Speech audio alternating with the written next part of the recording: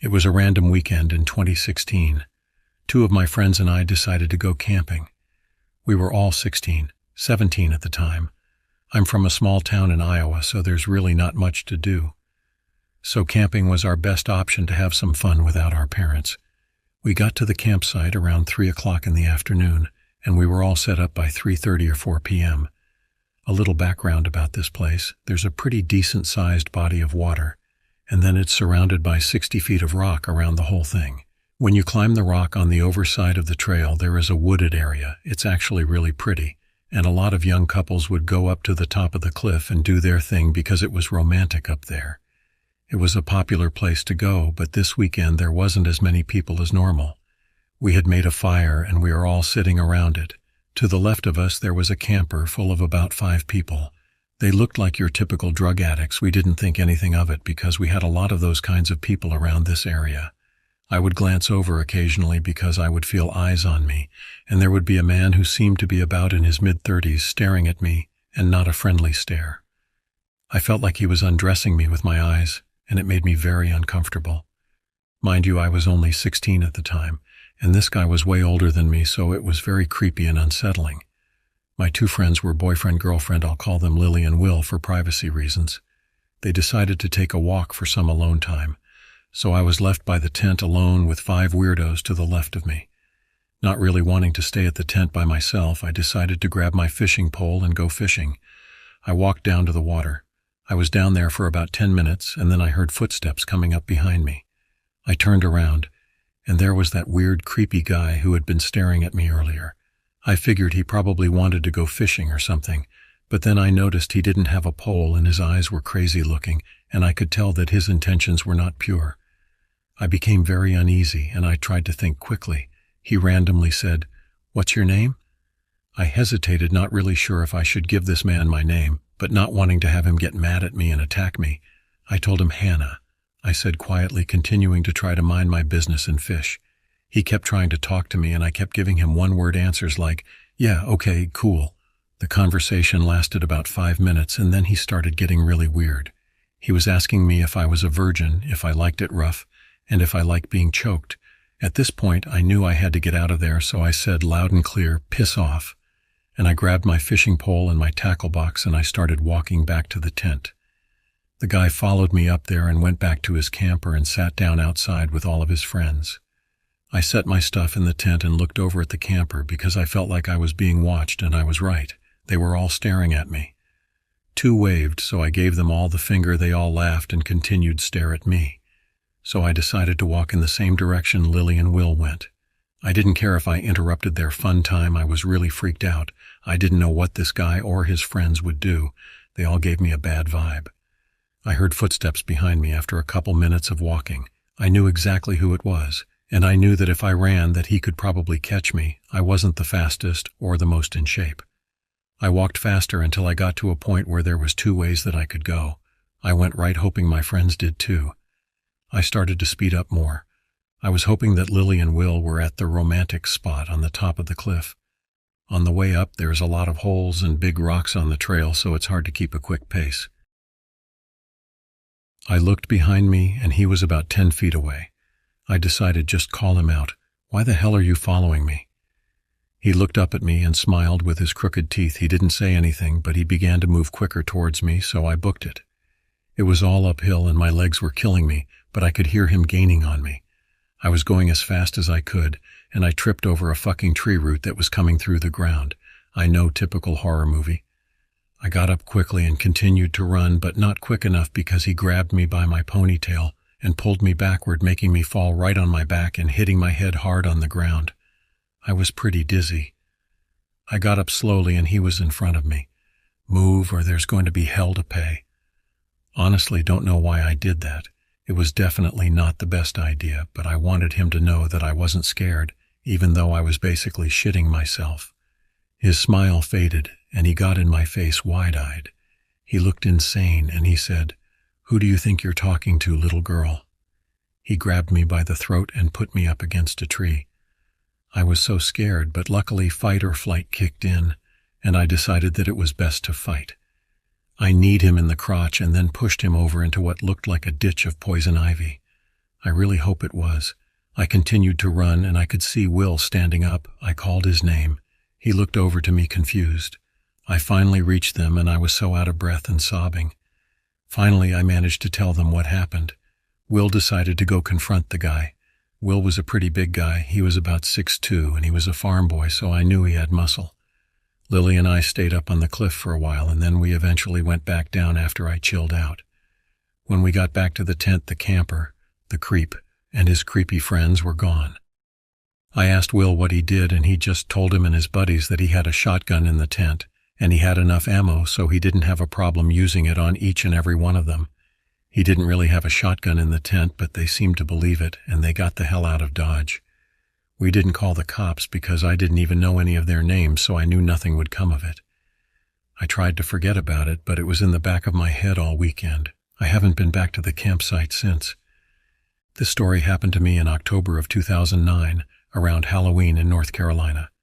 Camp Lejeune is a naval military base near the Outer Banks on the coast. Despite that, it isn't considered haunted by most people. When I was driving past it one night at around 9 p.m., I saw a haggard-looking man in a gray suit with his thumb out. I slowed to a stop and opened my window.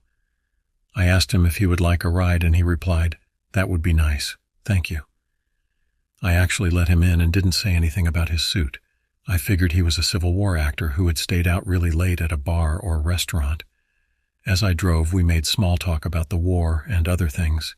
He told me about the battles in the Carolinas, and also about accidents that happened on the road a long time ago. We were having a good time until I mentioned that I was from Pennsylvania. He stared at me with a look that was a cross of bewilderment with resentment. He just grunted and said, "I see." I figured he reacted like that because he was a Southern sympathizer. They all seemed to be bitter about the outcome, even though it happened over a century and a half ago. After 20 more minutes, I got to the edge of the base when he said, "Please stop, this is where I get off." I asked him if he would like a drink or some food. "No, thank you, I'm in a bit of a rush," he replied. As he got out, I saw he was looking pale and figured he was exhausted. However, after a few seconds, he was gone. I just drove off without saying a thing. I knew what happened, but was too tired to deal with it. I was about to turn off to get back to my mom's house, since I was visiting her, when I heard the radio crackle, and in the static, I thought I heard a voice. I couldn't make it out what it said, but despite the garble, I was able to pick out 3 words: War, South, and Lee. I figured Lee was a reference to Robert E. Lee. Lee had been a great commander for the South during the war. When I heard those words, I thought back to an experience in Gettysburg. I had brought a recorder and asked, "Do you hate Robert E. Lee?" I got static that sounded like an angry yes. I shook it off and drove back around to re-enter the base to see if it was just interference. However, the radio was fine. When I got close to the exit again, I heard a voice clearly say, "Damn the living who mock this war." Needless to say, I was out of there like a bat out of heck. When I got back home, my mom was out on the couch, but my grandmother was still up and watching TV. I told her what happened at the base, and she told me she wasn't surprised. I had a look of disbelief, and she simply said, "No one ever said Camp Lejeune wasn't haunted." So there I was, parked in the middle of nowhere in my old RV. I'd been on the road for weeks, just looking to get away from the noise and the hassle of life. My name's Travis Hawthorne, by the way.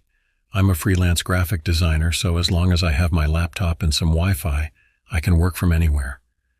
That's what brought me to the foothills of the Ouachita Mountains in Arkansas. The spot was perfect, remote, quiet, surrounded by trees. It felt like I had the whole world to myself. The air was crisp, and the smell of pine filled my lungs. I could almost taste the freedom. I'd even managed to convince my buddy Jack to join me. He'd taken some time off work and needed a break just as much as I did. Jack was a big guy, always cracking jokes, and he was pretty handy to have around. The first few days were bliss. We hiked during the day, fished in the nearby river, and at night we'd sit by the campfire, sharing beers and stories. One evening we were deep in a conversation about our high school days when we heard a rustling in the bushes. We both stopped talking and listened. "Yeah, probably just a raccoon or something," I replied, though I felt a bit uneasy. We brushed it off and went back to our stories. But then it happened again, this time louder and closer. Jack stood up and grabbed a flashlight. "I'm going to check it out," he said, walking towards the noise. "Wait, man, it's probably nothing."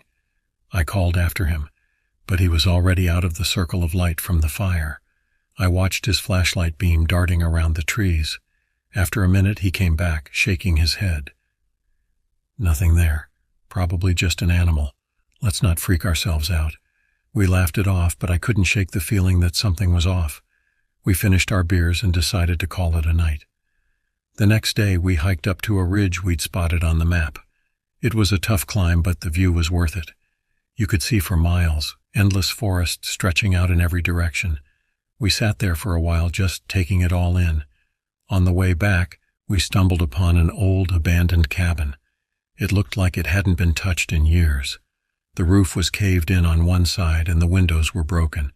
Jack, always the adventurer, wanted to check it out. "Come on, Trav. Let's see what's inside. Might find something cool."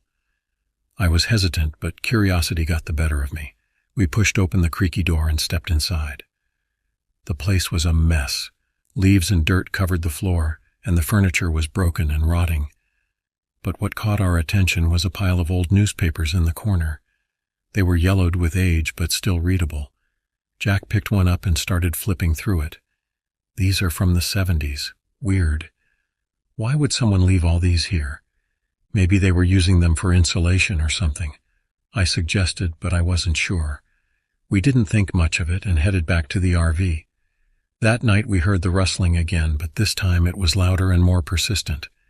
Jack grabbed his flashlight and I followed him. We circled the RV, shining the light into the trees, but saw nothing. "This is getting creepy," Jack said. "Maybe we should pack up and leave tomorrow." I nodded, feeling the unease settle in my stomach. We went back inside and locked the door, something we hadn't bothered to do before. Around midnight, I was jolted awake by a loud bang on the side of the RV. I shot up, my heart pounding. Jack was already up, holding a baseball bat. "What the hell was that?" I whispered. Jack shook his head. "I don't know, but I'm going to find out." He opened the door cautiously, bat in hand, and stepped outside. I followed, holding a kitchen knife, not the best weapon, but it was something. We crept around the RV, every shadow looking like it could jump out at us. Then we saw it, a figure, tall and hunched, darting between the trees. Jack shone his flashlight on it, and for a split second we saw it clearly. It was like nothing I'd ever seen, a gaunt, almost skeletal figure with pale, taut skin and eyes that seemed to glow in the light. "Holy shit," Jack yelled, and the thing turned and bolted into the woods. We didn't sleep at all that night. We sat in the RV, weapons at the ready, jumping at every little sound.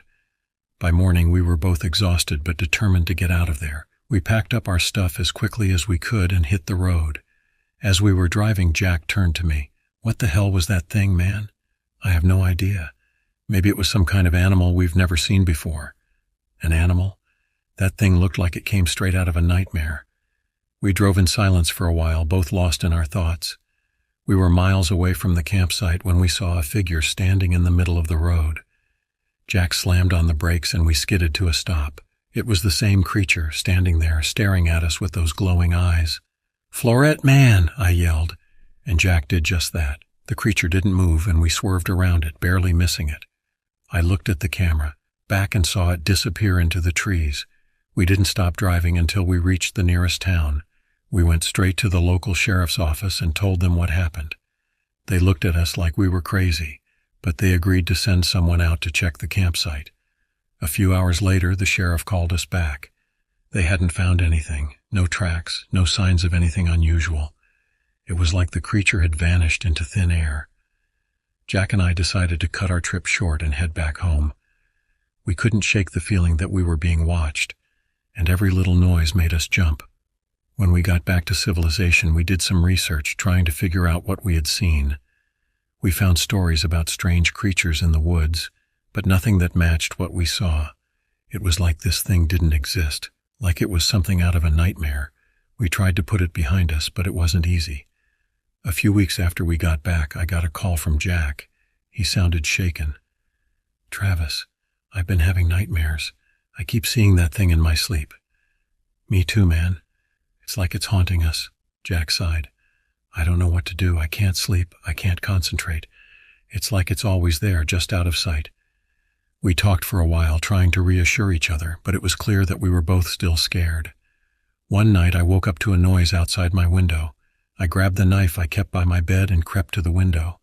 There it was, standing in the yard, staring at me with those glowing eyes. I froze, unable to move. Then it turned and disappeared into the night. I didn't sleep for the rest of the night, and the next day I called Jack. We need to do something. This thing is following us. We can't let it control our lives. Jack agreed, and we decided to go back to the campsite to try and find some answers. We armed ourselves, Jack with his bat, me with a hunting rifle I'd borrowed from a friend. We drove back to the mountains, our nerves on edge the whole way. When we got to the campsite, everything was just as we'd left it. We set up camp and waited, our eyes scanning the trees. As night fell, the rustling started again. This time we were ready. We saw the creature again, but this time it didn't run.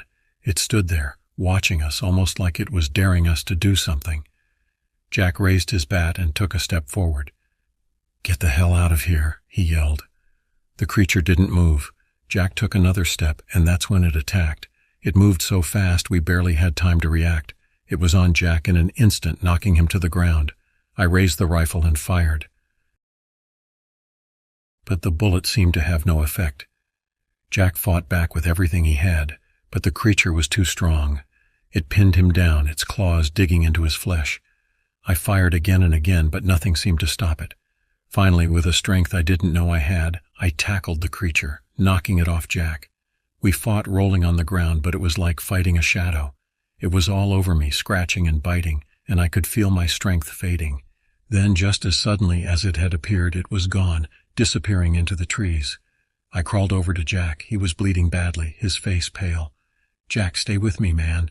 We're getting out of here." I managed to get him to the RV and drove like a madman to the nearest hospital. They took him into surgery, but it was too late. Jack didn't make it. The doctors asked what happened, but I couldn't tell them the truth. Who would believe me? They ruled it as an animal attack, a bear or something, but I knew better. I went back to the campsite one last time, hoping to find some clue, something that would make sense of what happened. I found nothing. It was like the creature had never been there. I've never been able to shake the feeling that it's still out there, watching, waiting. I don't go camping anymore, and I keep a gun by my bed. I tell myself it was just a nightmare, that it couldn't have been real. But deep down, I know the truth. It's out there, and it has a name, Grindle. It's been years since that night, but the memories are as vivid as ever. I still see Jack's face, still hear his screams. I've tried to move on, but some things you just can't forget. Some things follow you no matter how far you run.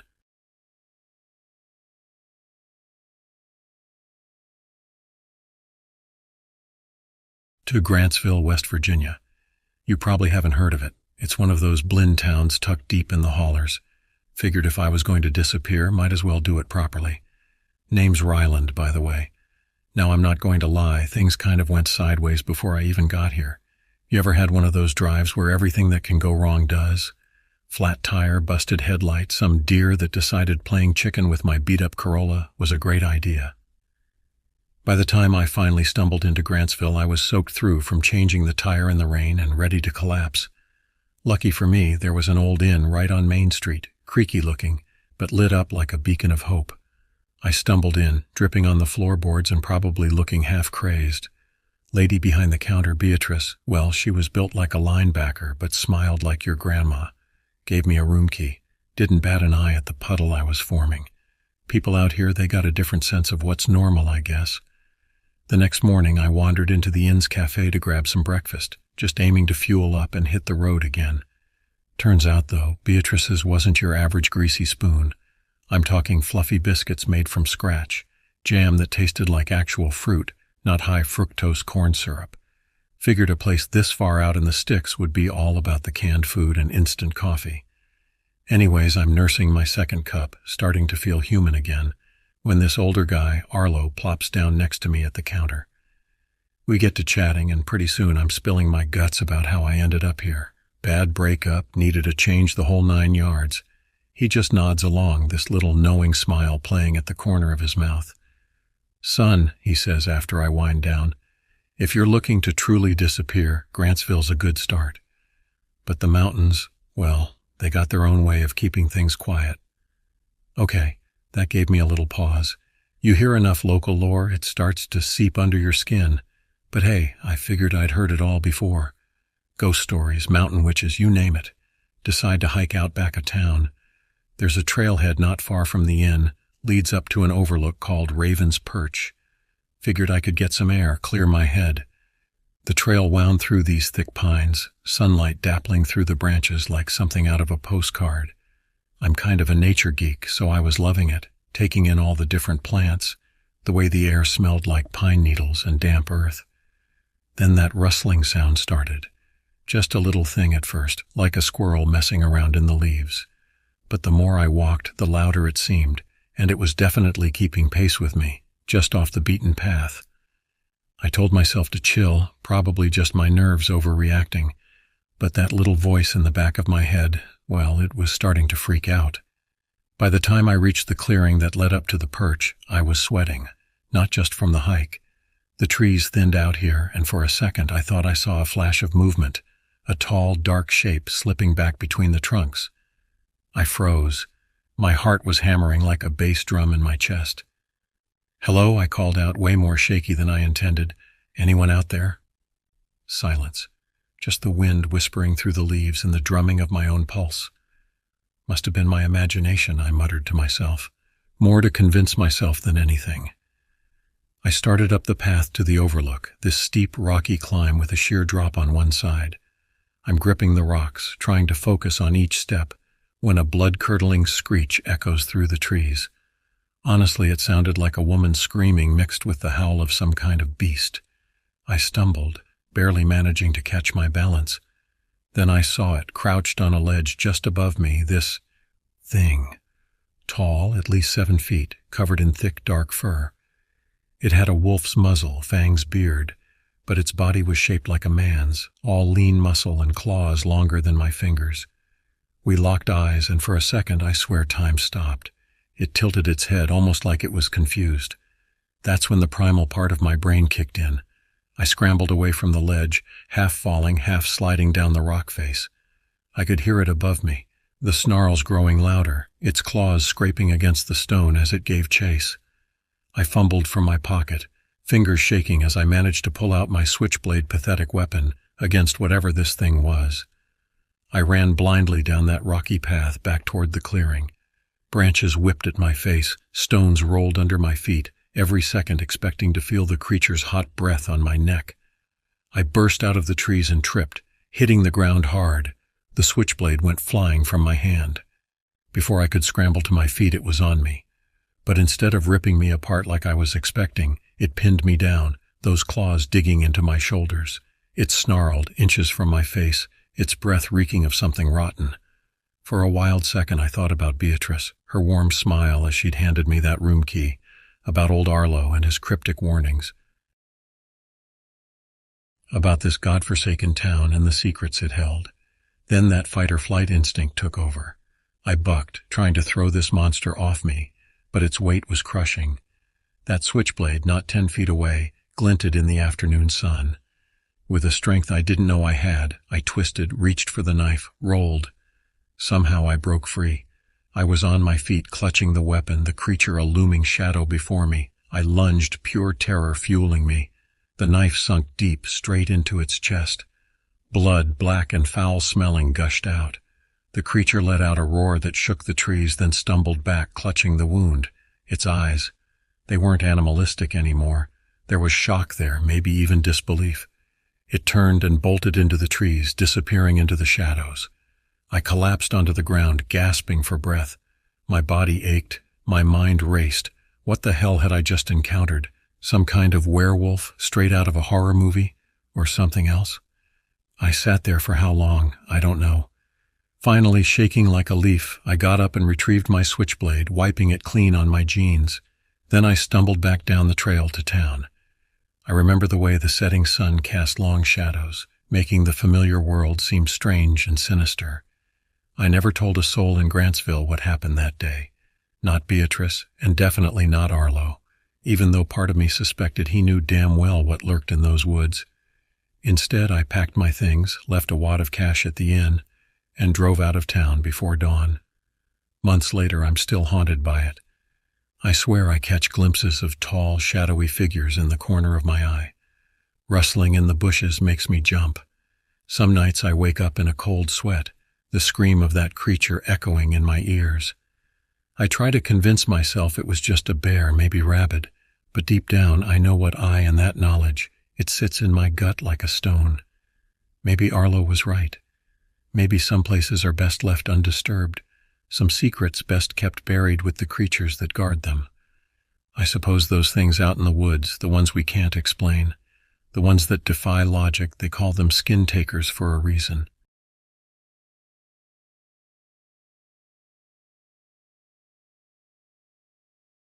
My name is Gabriela Vargas, and I am 30 years old, and this all went down in late September 2020.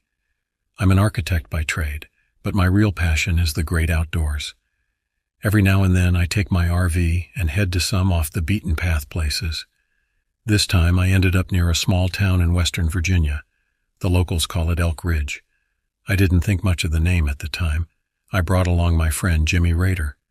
Jimmy's the kind of guy who always has a joke ready, and his upbeat attitude makes him great company. We've been friends since high school, so it seemed natural to invite him on this little adventure. We were going to meet up with another buddy, Mark Crowley, who lived nearby and knew the area well. We parked the RV at a secluded spot by the forest's edge. It was picturesque, the kind of place where the worries of city life melt away. The trees were just beginning to turn colors, and there was a crispness in the air that hinted at the coming winter. The first day was all about setting up camp and catching up over some beers. Mark showed up around midday with a cooler full of venison steaks and some fishing gear. We planned to fish, grill, and maybe hike a bit. Simple stuff, relaxing stuff. The first odd thing happened that night. We just finished dinner and were sitting around the fire when we heard something rustling in the woods. At first we thought it might be a deer or maybe a raccoon, but the sounds were too deliberate, too heavy. Jimmy laughed it off, saying it was probably just our imaginations getting the better of us. But he didn't say anything. The next morning we decided to hike up to an old lookout point Mark had mentioned. It was supposed to offer a spectacular view of the valley. The trail was overgrown, clearly not used much anymore. We reached the lookout around noon, and it didn't disappoint. You could see for miles, the forest stretching out in every direction, with the distant mountains framing the horizon. On the way back, we found an old, abandoned cabin. It was small, maybe a hunting lodge from decades ago. The roof had caved in on one side, and the door hung askew. Mark suggested we take a look inside. Jimmy, always the joker, said we might find treasure. What we found instead was a strange set of carvings on one of the remaining walls. They looked like symbols, maybe Native American or something older. None of us could make heads or tails of it, but it gave me an uneasy feeling. Jimmy snapped a few photos, making jokes about ancient curses, and we headed back to the RV. That night, things took a turn for the worse. We were sitting by the fire again, swapping stories, when we heard the same rustling sound from the previous night. This time it was closer. Mark suggested we call it a night and head inside. As we packed up the fire, something crashed through the underbrush nearby. It was big, whatever it was. We all froze, listening. Jimmy, trying to lighten the mood, shouted, "Hey, Bigfoot, come join the party." There was no response, of course, just more rustling. We hurried into the RV and locked the doors. Inside, we tried to laugh it off, but the tension was palpable. Around midnight, I woke up to a loud banging noise. It sounded like someone or something was trying to get into the RV. I shook Jimmy awake and grabbed the baseball that I kept under my bed. We crept to the front of the RV where the banging was the loudest. Suddenly, the noise stopped. We waited, holding our breath. Then we heard a low, guttural noise, not quite an animal growl, but not human either. It chilled me to my core. I glanced at Jimmy, his face pale in the dim light. Mark was still asleep, snoring softly in his corner. In the morning, we found deep scratches on the side of the RV. 3 parallel lines gouged into the metal. It wasn't something a bear or any local wildlife could do. Jimmy was visibly shaken, but he tried to play it off with another joke. Mark looked more worried than I'd ever seen him. He suggested we leave, but I convinced them to stay one more night. We were here to relax after all. We'd just be more cautious. We spent the day fishing at a nearby stream. The fish weren't biting much, but it felt good to be out in the open, with the sun shining and the fresh air. Jimmy finally seemed to relax, and even Mark loosened up a bit. We returned to the RV with a small catch, just enough for dinner. As the sun set, we made a point of securing everything. We locked the RV doors, bolted the windows, and even set up a makeshift alarm system using some fishing line and empty cans. Jimmy joked that we were turning into survivalists, but I could see the unease in his eyes. That night we sat inside the RV, playing cards and drinking whiskey. The mood was lighter, almost normal, until we heard it again. The rustling. This time it was accompanied by a faint, almost rhythmic tapping. Tap, tap, tap, tap. It was coming from the roof. We grabbed our makeshift weapons. Jimmy had a knife, Mark a heavy flashlight, and I had my bat, and cautiously moved to the front of the RV. The tapping continued, steady and deliberate. Then it stopped, followed by a loud thud, as if something heavy had jumped off the roof. The next few moments were a blur. The RV rocked violently and something slammed against the door. We could hear scraping and scratching, the sound of metal bending. Mark shouted for us to brace the door, and we all threw our weight against it. The assault stopped as suddenly as it had begun. We didn't sleep that night. We stayed huddled together, weapons at the ready, listening to the sounds outside. A decision. We were leaving. This was no longer a vacation. It was a fight for survival. As we packed up, we found more scratches, deeper this time, and what looked like blood smeared near the door. We didn't discuss it. We just moved as quickly as possible. Mark drove, and Jimmy and I kept watch, eyes scanning the forest for any sign of movement. We didn't see anything on the drive back, but the feeling of being watched never left. It was like an invisible weight pressing down on us. We finally reached civilization, and the relief was palpable. We parted ways, each of us eager to put the experience behind us. But it wasn't over. A few days later, I got a call from Mark. Jimmy had gone missing. His family reported that he never made it home. The police found his car abandoned on a back road near the forest. No sign of a struggle, no clues, just gone. I went back to Elk Ridge with Mark. We retraced our steps, hoping to find some hint of what happened. The forest felt different, darker, as if it was hiding something. We found Jimmy's car, but nothing else. It was like he had vanished into thin air. The police got involved, but there were no leads. Mark and I did our own investigation, talking to locals, searching every inch of the area. We found nothing but those strange symbols again, carved into a tree near where we had camped. They were similar to the ones in the abandoned cabin. Weeks turned into months, and there was still no sign of Jimmy. Mark became obsessed, spending more and more time in the forest. I tried to move on, but the memory of that night haunted me. I started researching local legends, trying to make sense of it all. That's when I came across stories of a creature, something ancient and malevolent, known to the local tribes as Zalith. The descriptions varied, but the common thread was its predatory nature, and the way it could vanish without a trace. The symbols we saw were supposedly a warning to stay away from its territory. I don't know what happened to Jimmy, and I doubt I ever will. Mark still goes back to Elk Ridge, searching, hoping for answers. As for me, I've given up camping. The RV is parked in storage, gathering dust. I stick to the city now, where the only predators are human and the threats more predictable. The memory of that night remains, a shadow that lingers at the edge of my thoughts. Sometimes late at night, I hear that faint rhythmic tapping and wonder if Salath is still out there, waiting.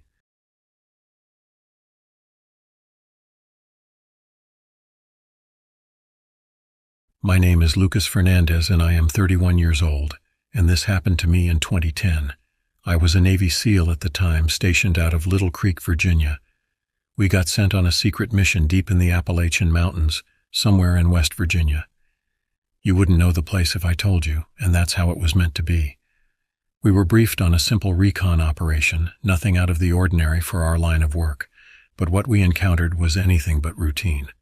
Our team consisted of 6 men, me, Ricky Frosch, Mace Hallowell, Tom Crow, Stan Helker, and our leader, Lieutenant Jack Benford. We were tight, trusted each other with our lives, which, as it turned out, was more than a cliché this time. We were dropped off by chopper at dusk.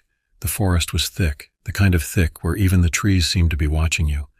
As we made our way deeper, I cracked a joke about how this place felt like it was out of one of those low-budget horror movies. Ricky laughed, said something about how he hoped the villain at least had a sense of humor. It was the last time any of us laughed on that mission. We set up camp in a small clearing, laid out a perimeter, and started our surveillance. Nothing unusual for the first couple of hours, just the normal sounds of the forest. Birds, insects, the occasional rustle in the bushes. Mace took the first watch while the rest of us tried to get some rest. Around midnight I woke up to Mace shaking me. "Gus, you hear that?" he whispered. I strained my ears but heard nothing unusual. Just as I was about to tell him to go back to sleep, I heard it, a faint rhythmic thumping like someone pounding on the ground with a stick. It was distant but unmistakable.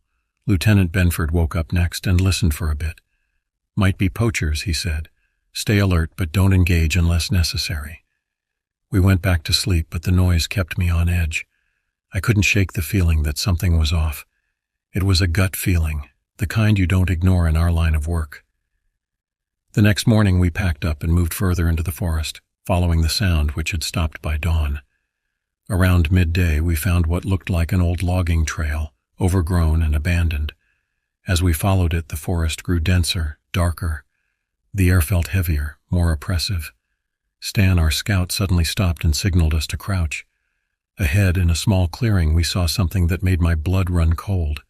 There was a makeshift campsite, but no people. Instead, there were scattered pieces of clothing, a couple of backpacks, and what looked like bloodstains on the ground. Benford motioned for us to spread out and search the area. I found a torn notebook near one of the backpacks. The pages were smeared with dirt and something else that looked like blood. The writing was frantic, barely legible. It spoke of strange noises, shadows moving in the trees, and something the writer called the Watcher. The last entry was chilling. "It's coming for us. We can't escape." Just as I was about to show the notebook to Benford, Ricky called out. He'd found a trail of footprints leading away from the campsite, deeper into the forest. They were barefoot, human, but something about them seemed off. Too large, the gait too uneven. We followed the trail, moving cautiously. The forest grew even thicker, the canopy blocking out most of the sunlight. The air smelled damp, like rot. The footprints led to a cave entrance, partially hidden by vines and underbrush.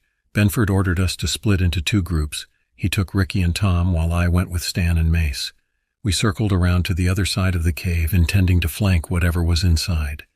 As we approached, I felt a chill that had nothing to do with the temperature. It was the kind of primal fear that you can't rationalize away. Stan went in first, his flashlight cutting through the darkness. Mace followed, then me. The cave was narrow, forcing us to move single file. The deeper we went, the stronger the smell of decay became. We turned a corner and saw them, bodies half buried in the dirt, their faces twisted in terror. Stan muttered a curse and Mace crossed himself. There were at least half a dozen of them, all in various stages of decomposition. I recognized the clothing from the campsite. Then we heard it. A low guttural noise from deeper within the cave. It wasn't human. We turned our flashlights towards the sound and saw it. At first I thought it was a trick of the light, but it moved, slowly, deliberately. It was humanoid but distorted. Like someone had tried to sculpt a person out of clay and got it all wrong. Its skin was pale, almost translucent, and its eyes were large, black voids. Stan fired first, a reflex action. The bullets hit it, but it barely flinched. Instead, it moved faster, closing the distance between us in an instant. It grabbed Stan, lifting him off the ground like he weighed nothing. Mace and I opened fire, but it was too late. The thing tore Stan apart, blood spraying across the cave walls. Mace screamed, backing away. I grabbed his arm and pulled him towards the entrance. We stumbled out of the cave, breathless and panicked. Benford and the others were already outside, drawn by the gunfire. I tried to explain what we'd seen, but the words wouldn't come out right. Benford took charge, leading us away from the cave at a dead run. We didn't stop until we reached a small stream miles away. We regrouped, trying to make sense of what had happened. Benford was shaken, but he kept his cool. "We're aborting the mission," he said. "We need to get back to the extraction point." We moved quickly, but the forest seemed to close in on us. Every shadow felt like it was watching, every rustle of leaves a prelude to attack. We lost Tom next. One moment he was there, the next he was gone, pulled into the underbrush by something we couldn't see. We heard his screams, but by the time we got to him, it was too late. His body was mangled, barely recognizable. Panic set in. Ricky wanted to call for immediate extraction, but Benford reminded us that radio contact was limited in the area. We had to reach higher ground, and that meant moving further into the forest. The sun was setting when we found another clearing and set up a defensive perimeter. We took turns on watch, but none of us really slept. The noises started again, soft at first, then growing louder, closer. The same rhythmic thumping, now accompanied by whispers we couldn't understand. Just before dawn we saw it again, at the edge of the clearing. The same pale figure watching us with those black, soulless eyes. Benford didn't hesitate. He grabbed a flare gun from his pack and fired.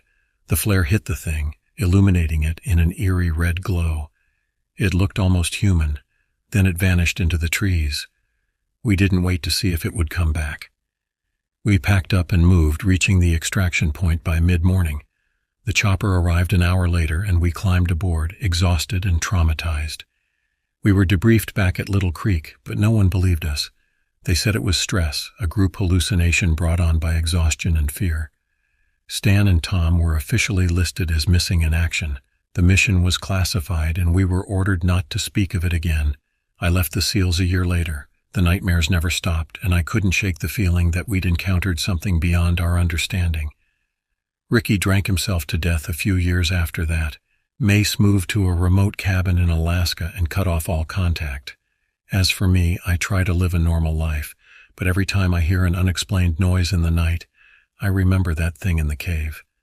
And I know that somewhere out there it's still watching. That's my story. Believe it if you want, but I know what we saw. And I know that whatever it was, it's still out there waiting.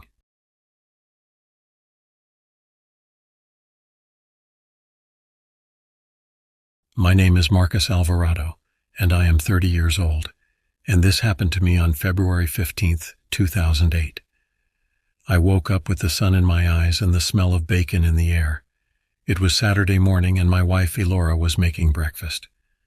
I rolled out of bed and stumbled to the kitchen. Elora was at the stove flipping bacon. She was wearing a pair of my old sweatpants and a t-shirt that said, "I'm with the cop." I kissed her on the cheek. "Morning, beautiful. Morning, handsome," she said. "Sleep well?" "Like a log," I said. "What's for breakfast?" "Bacon and eggs," she said. "Your favorite." I sat down at the table and she brought me a plate. I ate while she finished cooking. We talked about our plans for the day. Elora wanted to go shopping, and I wanted to watch the game. We compromised and decided to do both. After breakfast, we got dressed and headed out. We went to the mall first, and Elora dragged me from store to store. I tried on clothes I didn't want and looked at shoes I couldn't afford. Finally, Elora had enough. We went to a sports bar and watched the game. I drank beer and ate chicken wings while Elora sipped on a margarita and ate a salad. The game was close, and I was getting into it. I yelled at the TV and high-fived other fans. Elora just rolled her eyes. After the game, we went home. We were both tired, so we just watched a movie and went to bed. The next day was Sunday, and I had to work. I was a cop in a small town called Clay Creek. It was a quiet town, and not much happened there. I got dressed and headed to the station. When I got there, I found out that there had been a break-in at the local grocery store. I went to the scene of the crime and started investigating. The store had been ransacked, and the cash register was empty. I talked to the store owner, and he told me that he had seen a man running away from the store. He said the man was tall and thin, and he was wearing a black hoodie. I started looking for the man, but I couldn't find him. I went back to the station and filed a report. The next few days were quiet. I patrolled the town, wrote tickets, and responded to a few calls. On Thursday, I got a call about a missing person. A woman named Jonquil Castor had gone missing from her home. I went to her house and talked to her husband, Conrad. He told me that Jonquil had left for work on Monday and never came home. I asked him if she had any enemies, and he said no. He said she was a good person and everyone liked her. I started investigating her disappearance. I talked to her friends, family, and co-workers, but no one had seen her since Monday. I checked her phone records and found that the last call she made was to her husband. I also checked her credit card records and found that she hadn't used her card since Monday. I started to get worried. It didn't look good. On Friday, I got a call about a body that had been found in the woods. I went to the scene and found the body of a woman. She had been stabbed to death. I didn't recognize her, but I knew it wasn't John Quill. This woman was older, and she had different hair color. I called for backup, and we started investigating the scene. We found a few clues, but nothing that led us to the killer.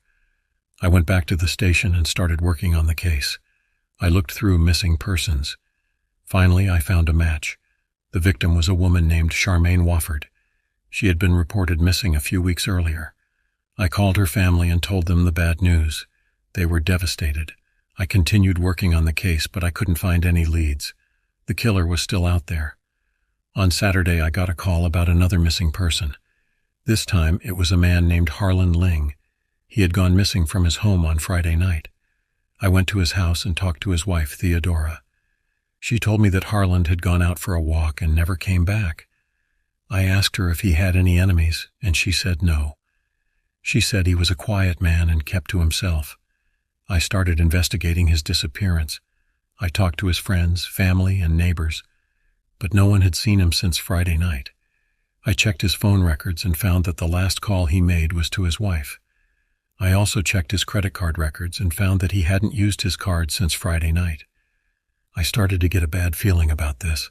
It was too similar to John Quill's disappearance. I went back to the station and started working on the case. I looked through missing persons reports and tried to find any connections between Harlan and Jean-Claude. I couldn't find anything. The next day was Sunday and I had to work again. I was tired and frustrated. I felt like I was getting nowhere. I went to the station and started my shift. I was patrolling the town when I got a call about a suspicious person. The caller said that they had seen a man walking around the woods near where Charmaine's body had been found.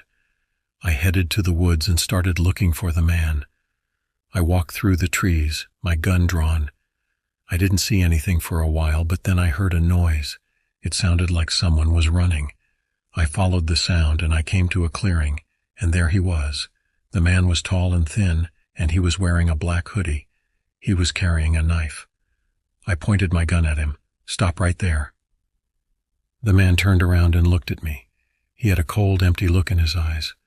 "Don't move," I said. "Put the knife down." The man didn't say anything. He just stood there staring at me. I said, "Put the knife down." I yelled. The man took a step toward me. "Don't make me shoot you," I said. The man kept coming. I fired a warning shot. The bullet hit a tree next to the man's head. He stopped and looked at me. He smiled. And then he charged. He was fast, faster than I expected. I fired another shot. He dodged it. He was close now. I could see the wild look in his eyes. I could smell the sweat on his skin. I dropped my gun and reached for my taser. He lunged at me, swinging the knife. I fired the taser. The darts hit him in the chest and he went down. I jumped on top of him and wrestled the knife away. I put the knife to his throat. "Who are you?" I asked. "Why are you doing this?" He didn't answer. He just stared at me with those empty eyes. I pressed the knife harder against his throat. "Talk," I yelled. He started to laugh. It was a cold, hollow laugh. "You'll never catch me," he said. "There are others." "Others?" I asked. "What do you mean?" He smiled. "You'll see." And then he bit down on the knife. I pulled the knife away, but it was too late. He had cut his own throat. He bled to death in front of me. I sat there, stunned, as the blood pooled around us. I didn't know what to think. Who was this man? Why had he killed those people? And what did he mean by others? I called for backup, and they arrived a few minutes later. They took the man's body away, and I went back to the station. I told my captain what had happened. He was shocked and horrified. "We need to find out who this man is," he said. "And we need to find out if there are any more like him." We started investigating the man's death.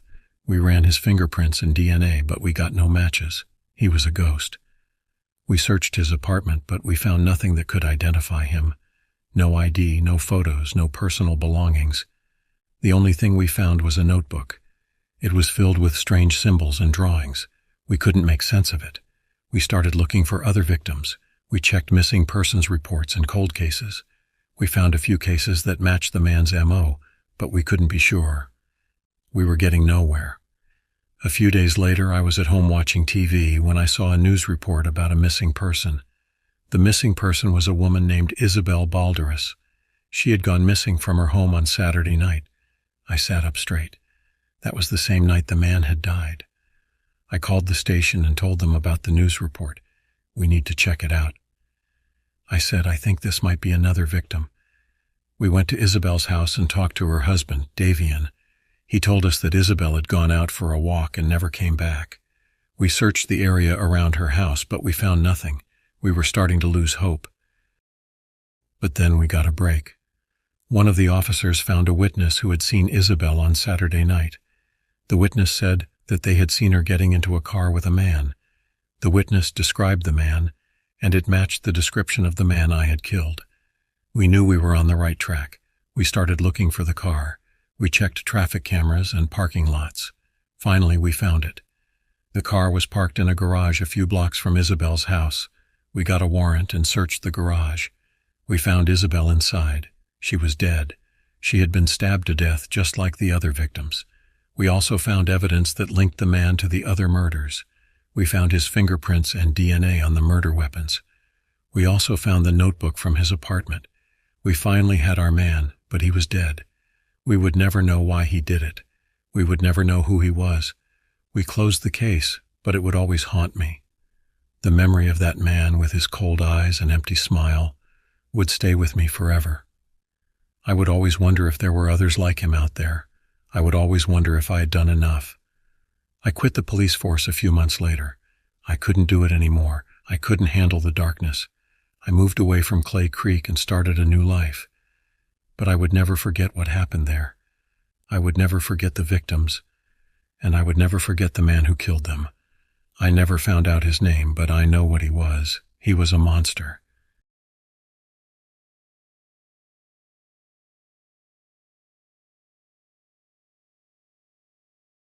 My name is Joseph Oakenshield, 39 years old, and this happened to me on August 23, 1993. I had been living in a small cabin in the woods for a couple of years, working remotely as a software developer. The peace and quiet were a welcome change from the city's hustle and bustle, and I had grown accustomed to the solitude. The cabin wasn't much to look at. It was a simple one-story structure with faded brown paint and a tin roof that rattled during storms. Inside, it was cozy enough, with a wood-burning stove that kept me warm during the colder months, a small kitchenette, and a bedroom that barely fit my queen-sized bed. My days followed a predictable routine. I would wake up at dawn, make a pot of coffee, and settle in front of my computer to work. In the evenings, I would cook dinner, maybe read a book or listen to some music, and then head to bed early. One day, as I was taking a break from work, I noticed something strange in the distance. It looked like a large, dark figure moving through the trees. I couldn't make out what it was, but it was definitely bigger than any animal I had seen around the cabin before. I grabbed my binoculars and took a closer look. The figure was humanoid, but much larger and bulkier than a human. It had long, lanky arms that nearly touched the ground, and its body was covered in thick, matted fur. Its head was massive and misshapen, with a protruding brow and a wide, flat nose. Its eyes, which were barely visible beneath its thick brow, glowed with an eerie yellow light. I lowered my binoculars and took a deep breath. Whatever this creature was, it wasn't anything I had ever seen before. I felt a chill run down my spine and a sense of unease settle in my gut. For the next few days, I kept a close eye on the woods around the cabin, but I didn't see the creature again. I tried to convince myself that I had imagined it, but deep down, I knew that I had seen something real. One evening, as I was cooking dinner, I heard a loud crash outside. I dropped my spatula and rushed to the window, but I couldn't see anything in the darkness. I grabbed a flashlight and cautiously stepped outside, scanning the woods around the cabin. Suddenly, I heard a rustling sound behind me. I whipped around, shining my flashlight in the direction of the noise, and then I saw it. The creature was standing just a few feet away, its massive form silhouetted against the moonlit sky. It let out a low growl, and I could see its sharp teeth glinting in the dim light. I froze, my heart pounding in my chest. I knew I should run, but my legs wouldn't move. The creature took a step closer, and I could feel its hot breath on my face. It raised its long, clawed hand and reached for me. I stumbled backward, tripping over a tree root and falling to the ground. The creature lunged, its claws raking across my arm as I rolled out of the way. I scrambled to my feet and ran back towards the cabin, my heart racing. I burst through the door and slammed it shut behind me, locking it quickly. I leaned against the door, panting, my heart still pounding in my chest. I could hear the creature outside, scratching at the door and letting out frustrated growls. I knew I had to get out of there. I grabbed my keys and my wallet, and then I ran to the bedroom, grabbing my shotgun from the closet. I loaded it quickly and then rushed back to the living room, checking the door again to make sure it was locked. The creature was still outside, scratching at the door and growling. I knew it wouldn't be long before it broke through. I had to find another way out. I ran to the back of the cabin where there was a small window. I pushed it open and climbed out, landing on the soft earth below. I crouched down, listening for any sign of the creature. I could hear it moving around the cabin, its heavy footsteps shaking the ground. I knew I had to get away quickly. I started running through the woods, my shotgun clutched tightly in my hand. I didn't know where I was going, but I knew I had to put as much distance between myself and the creature as possible. I ran for what felt like hours, my lungs burning and my legs aching. I stumbled over roots and rocks, but I didn't stop. I knew the creature was still out there, somewhere in the darkness, hunting me. Finally, as dawn began to break, I came to a clearing. I stopped to catch my breath, scanning the woods around me for any sign of the creature. I couldn't see it, but I could still hear its heavy footsteps in the distance. It was getting closer. I took a deep breath and started running again, my heart pounding in my chest. I knew I couldn't outrun it forever. Sooner or later, it would catch up to me. As I ran, I noticed a faint light in the distance. I squinted, trying to make out what it was. It looked like a house or maybe a cabin. I changed direction, heading towards the light. As I got closer, I could see that it was indeed a cabin. A small, rustic structure with a single light on in the window. I slowed down, approaching the cabin cautiously. I raised my shotgun, ready to fire if I needed to. I reached the door and knocked tentatively. There was no answer. I knocked again, louder this time. Still no answer.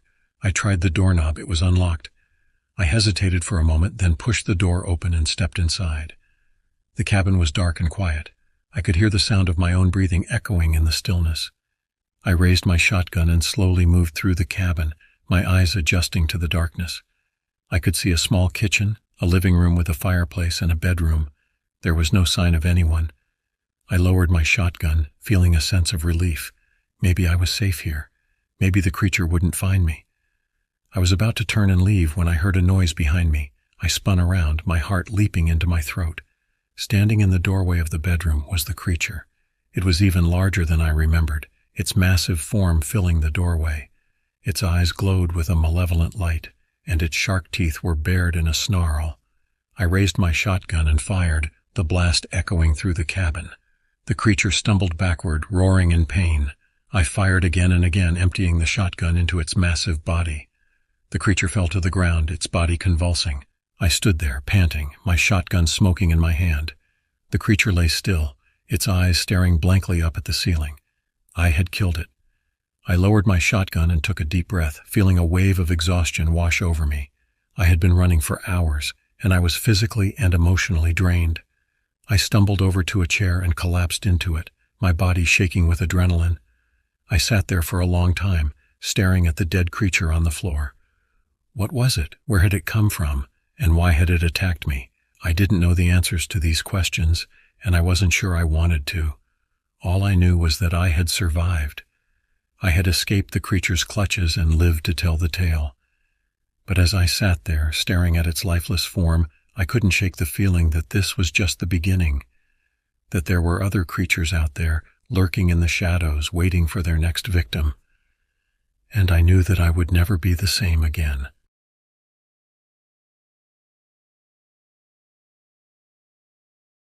I never liked the vast silence of the Gila National Forest. It only emphasized the sound of my own breath against the backdrop of endless trees.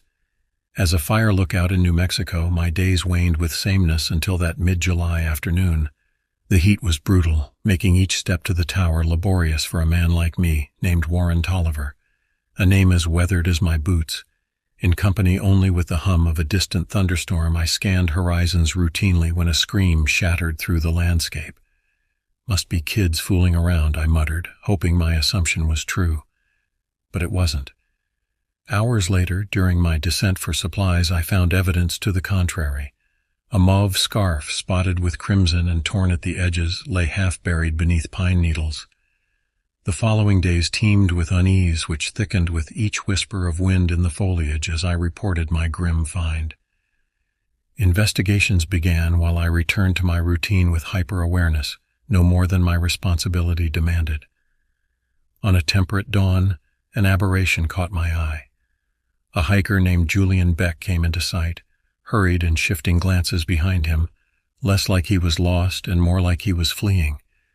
Through apprehensive exchanges over walkie-talkies when he reached safety that evening, he spoke of an oppressive feeling of being watched, followed by something unknown but certainly alive observing him from a distance. Days turned brisk and each shadow seemed to grow teeth as fall approached.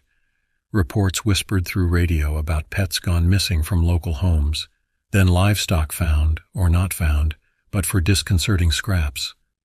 Speaking of violent ends, our antagonist remained elusive, its signature growing bolder and bloodier with each incident never seen, but always felt by an extra creak of branch or rustle, not fitting within any natural rhythm.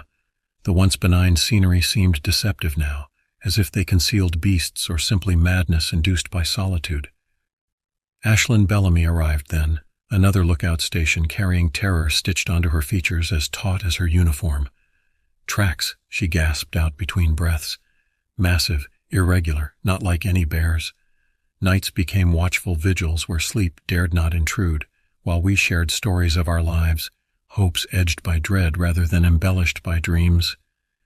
One violet twilight burgeoned into horror when Ashlyn's radio crackled after a silent day.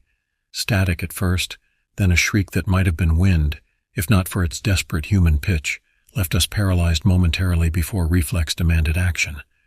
Ensuring timely official notice was sent, we gathered necessary supplies, flares, radios, all set to constant communication, and set off toward Ashlyn's last known location. With each step into the lowering gloom, shadows clung tighter until our world narrowed solely to beam's ends from our flashlights. We reached the northern outpost by nightfall lamps sweeping the area for any sign of Ashlyn or the creature. Silence hung heavy save for our footsteps and the occasional distant cry of an owl. Hairs on my neck rose as I noticed something large prints circling the cabin, each one sinking deep into the earth. They led away from the structure and deeper into the woods. We hesitated but followed, knowing well that Ashlyn might need us. The tracks then veered away from any path, becoming more erratic, less like any animal we knew. Calls for Ashlyn met with eerie quiet. By a clearing, we found her radio smashed to pieces on a rock, leaving us without a vital lifeline to base. We could not call for help without it, and there was no reception here for our personal devices. Options dwindling, return seemed wise until we heard it. A growl not far off, guttural and low. Dan signaled a retreat to the cabin with silent gestures, fear clear in his eyes. We barricaded ourselves inside as best we could with what was available. Tables against windows, everything put on lockdown. The waiting stretched longer. Imagination painted images of what lurked outside. Then it attacked. Thuds against walls shook dust from logs and set our hearts racing. It clawed and battered the wooden structure relentlessly. A glimpse between makeshift barricades offered a sight of terror. Muscular limbs, dense fur matted with what I hoped was dirt, teeth glinting from moonlight's kiss. I witnessed intelligence in its eyes, a dark plan formulating beyond raw instinct. It ceased its assault as dawn approached. Dragged moments silently announced its reluctant withdrawal. With sunrise painting faint hope across our vigil-worn faces, rational thoughts returned. We left at first light, meager belongings in hand, and trekked back without speaking much except necessary words to ensure safe departure. Ashlyn? No trace remained except unknown tracks leading to darkness. We reported findings to authorities. They took over with caution in their steps and guns at ready grips while we watched from afar. Days later they found her, not like the pets or livestock, mercifully whole but lifeless by hypothermia, they said. We never spoke of it much after. What purpose would speculation serve when reality offered such brutality? Life went on, scars hidden beneath daily routine, until sometimes you'd forget if not for a stray print found near home or media chatter about wilderness terrorizing another community. And so I live, eyes cast longer in shadow's depths than before. Every rustle recalled danger faced, every cry questioned whether wind or warning. I endure but do not forget those we lost or what hunted us within those treacherous woods.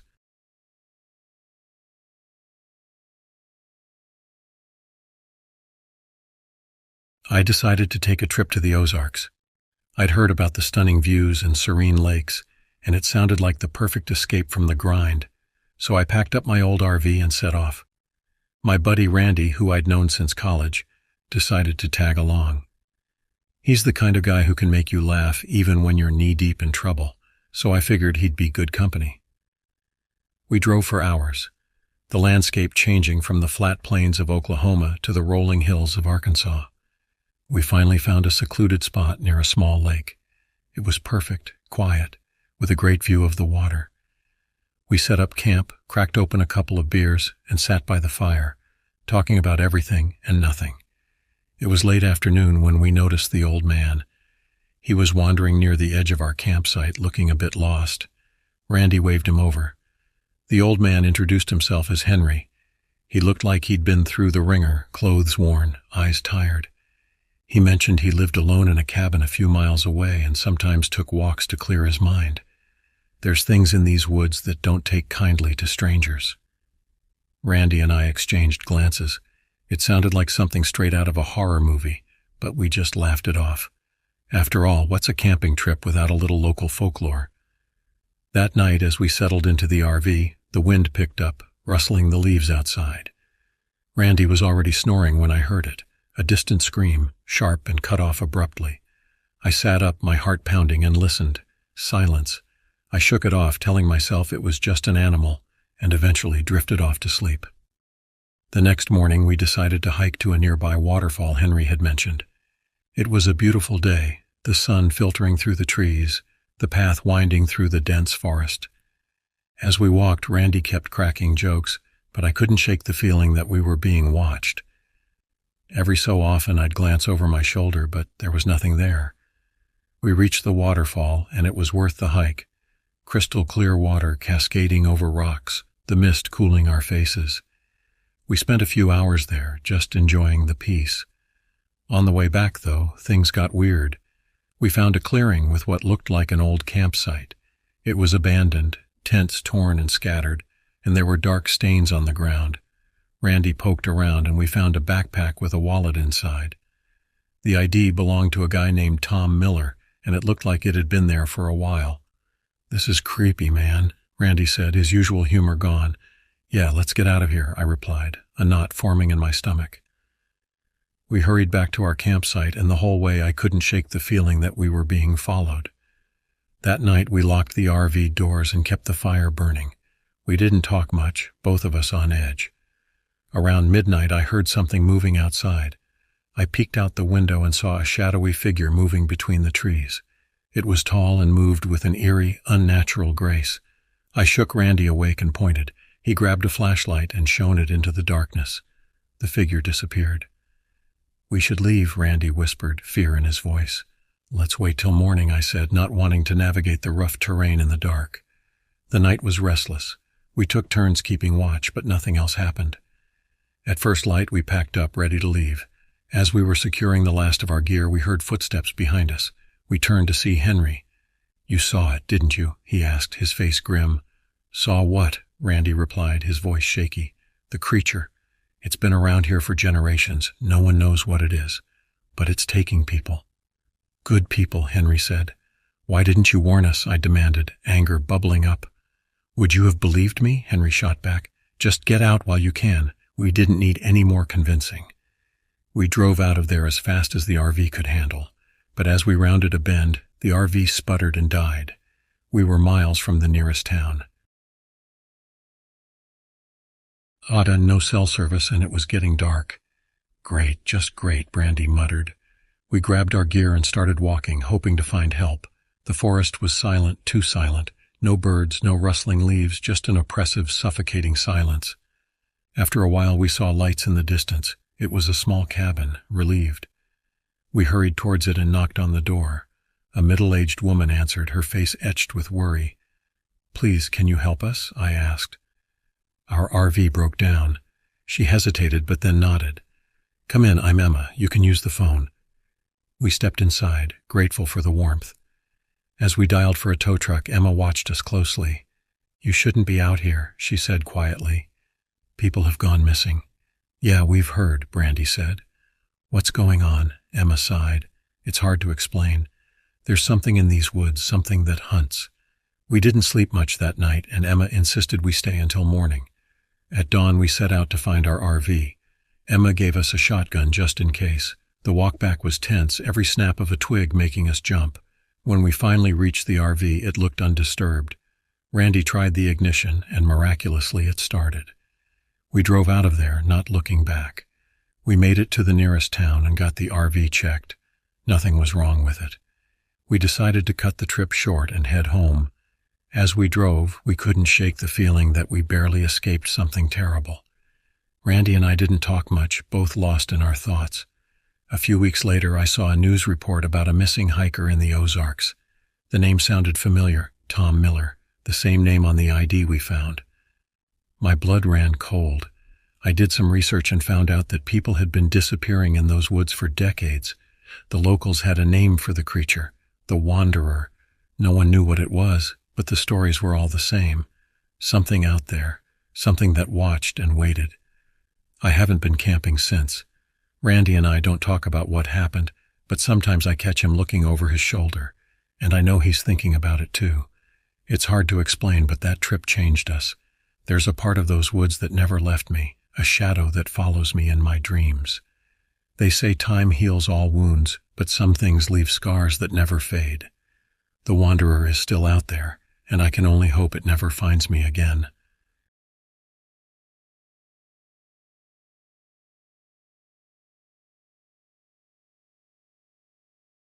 I used to think backwoods Tennessee was just like anywhere else in America. A bit backwards maybe, but mostly familiar. Worked with my hands, fixing cars, a little construction, same as any guy, you know? That was before I met up with Cletus and started running moonshine into those fog-drenched hollers. Cletus was born and bred in those hills, knew every bootlegger's trail like the back of his hand. City boy me? I was just along for the adventure, thought I was pretty hot stuff in my souped-up '72 Torino. One clear night miles from any paved road is where it went bad. I'm telling you, that old forest felt different. Trees seemed to lean in, shadows deeper than any night sky should make. I joked to Cletus, kinda nervous like, "You sure there ain't werewolves out here?" That's when I heard it. A howl, but not like no dog I ever heard. Deep, raspy, and damn close. Cletus went stone still, muttered something about how we shouldn't be out here this late. Now I ain't one to spook easy, but there was something in the air, a wrongness I could taste.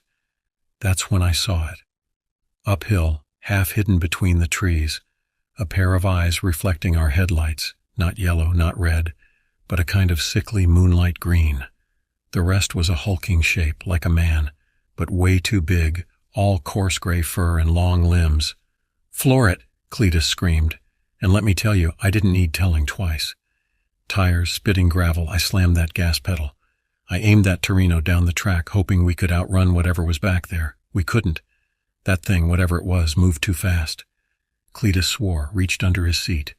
He came up with an old shotgun, loaded it with a practiced hand. "Aim for the head," he shouted over the engine's roar. "Aim for its goddamn head." I looked back as we hit a bump. The damn thing was gaining on us. I could see its long muzzle, those sharp teeth glinting in the dim light. Closer and closer it came, claws digging into our back bumper. "Now!" Cletus yelled. I spun that wheel hard left, slamming the brakes. We careened down a side trail while that beast, whatever it was, kept on the main path. We were out of sight, but it wouldn't take long to track us. Cletus threw open his door, hauled me out behind him. "Run, you fool. Find somewhere to hide." I did. Ran like hell itself was at my heels. I could hear his shotgun going off behind me and the howls got louder, angrier. Then I tripped. Something tore into my calf. I screamed, rolled to my side. The thing was there, towering over me. Those green eyes burning, breath hot with the stench of meat, its claw raised to strike. Cletus tackled it from the side, yelling something about covering my head. Gunshots rang out, the thing roared, and Cletus screamed. I looked to see Cletus on his back, the thing's jaws locked around his neck. He was still firing, blood splashing the forest floor. I managed to crawl back, scrambling amongst the tree roots. The sound of snapping bones made me throw up in the dirt. And through the gaps in the leaves I saw. It was dragging Cletus off into the trees, his legs trailing uselessly behind. I heard his screams fading, choked off by a terrible sound. I lay there shaking, listening to the crunching of branches. It knew where I was. It was just toying with me. That's when I decided survival was my only option. Pain lanced through my wounded leg, but I dragged myself upright, stumbled toward the trail. I don't know how far I ran, but I found the road eventually. Stumbled out into the open, flagged down a passing pickup, told them a wild animal attacked us that my friend. They never found a body. No trace of Cletus or that thing out there. I still drive those roads sometimes, making deliveries. It ain't the same. The woods feel off, like they're always watching. I'll swear to you on my mama's grave, there's something else living out there. Something that sees us as nothing more than prey.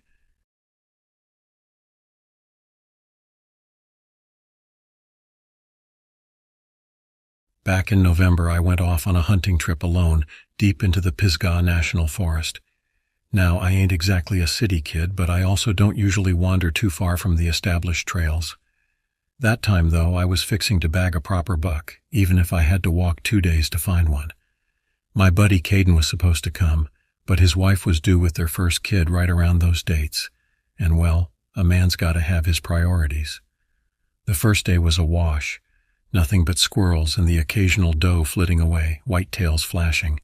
Finally, on the second day, just as the sun was starting to dip behind the mountains, I saw it. A massive buck. And I mean massive. It wasn't just his antlers. The whole animal was huge for a white tail. I shouldered my rifle, sight locked on, and then it moved. Not like a regular deer. More upright. A strange, loping stride. Then it turned. That's when I knew something wasn't right. Its head. The eyes weren't deer eyes. They were too close together, too high on the skull. The muzzle was long, too long, and a snarl curled back its lips, revealing a mess of teeth that didn't belong on any herbivore. Worst of all, there was something about its stance, like a man trying to move on 4 legs but not getting it quite right. It was bipedal mostly. I didn't fire. I couldn't. Something deep in my gut screamed that wasn't an animal. It was something else. My mind raced. Werewolf. No, that's just silly. Werewolves ain't real, or are they? I was stuck there, frozen, while the thing studied me right back with an unsettling sort of stillness. It let out a low, rumbling growl that vibrated right through me. That snapped me loose from whatever trance had me, and I ran. Didn't even care in which direction at first. Just bolted through the trees. Branches lashed my face. Thorns tore through my clothes. I could hear it lumbering behind me, those long strides eating up the distance. I had a head start. But damn if it wasn't closing the gap fast. Then I caught my foot on a root and went sprawling. My rifle skittered off into the darkness. Pain shot up my legs and I scrambled back, eyes wild, searching for that monstrous deer wolf in the gloom. I reached out, hands scrabbling from my gun. It was just out of reach, but at least I could see the damn thing coming at me now. Except it wasn't there. I sat there panting, heart slamming in my chest. Had I outpaced it? No, that would be impossible. I craned my neck, listening.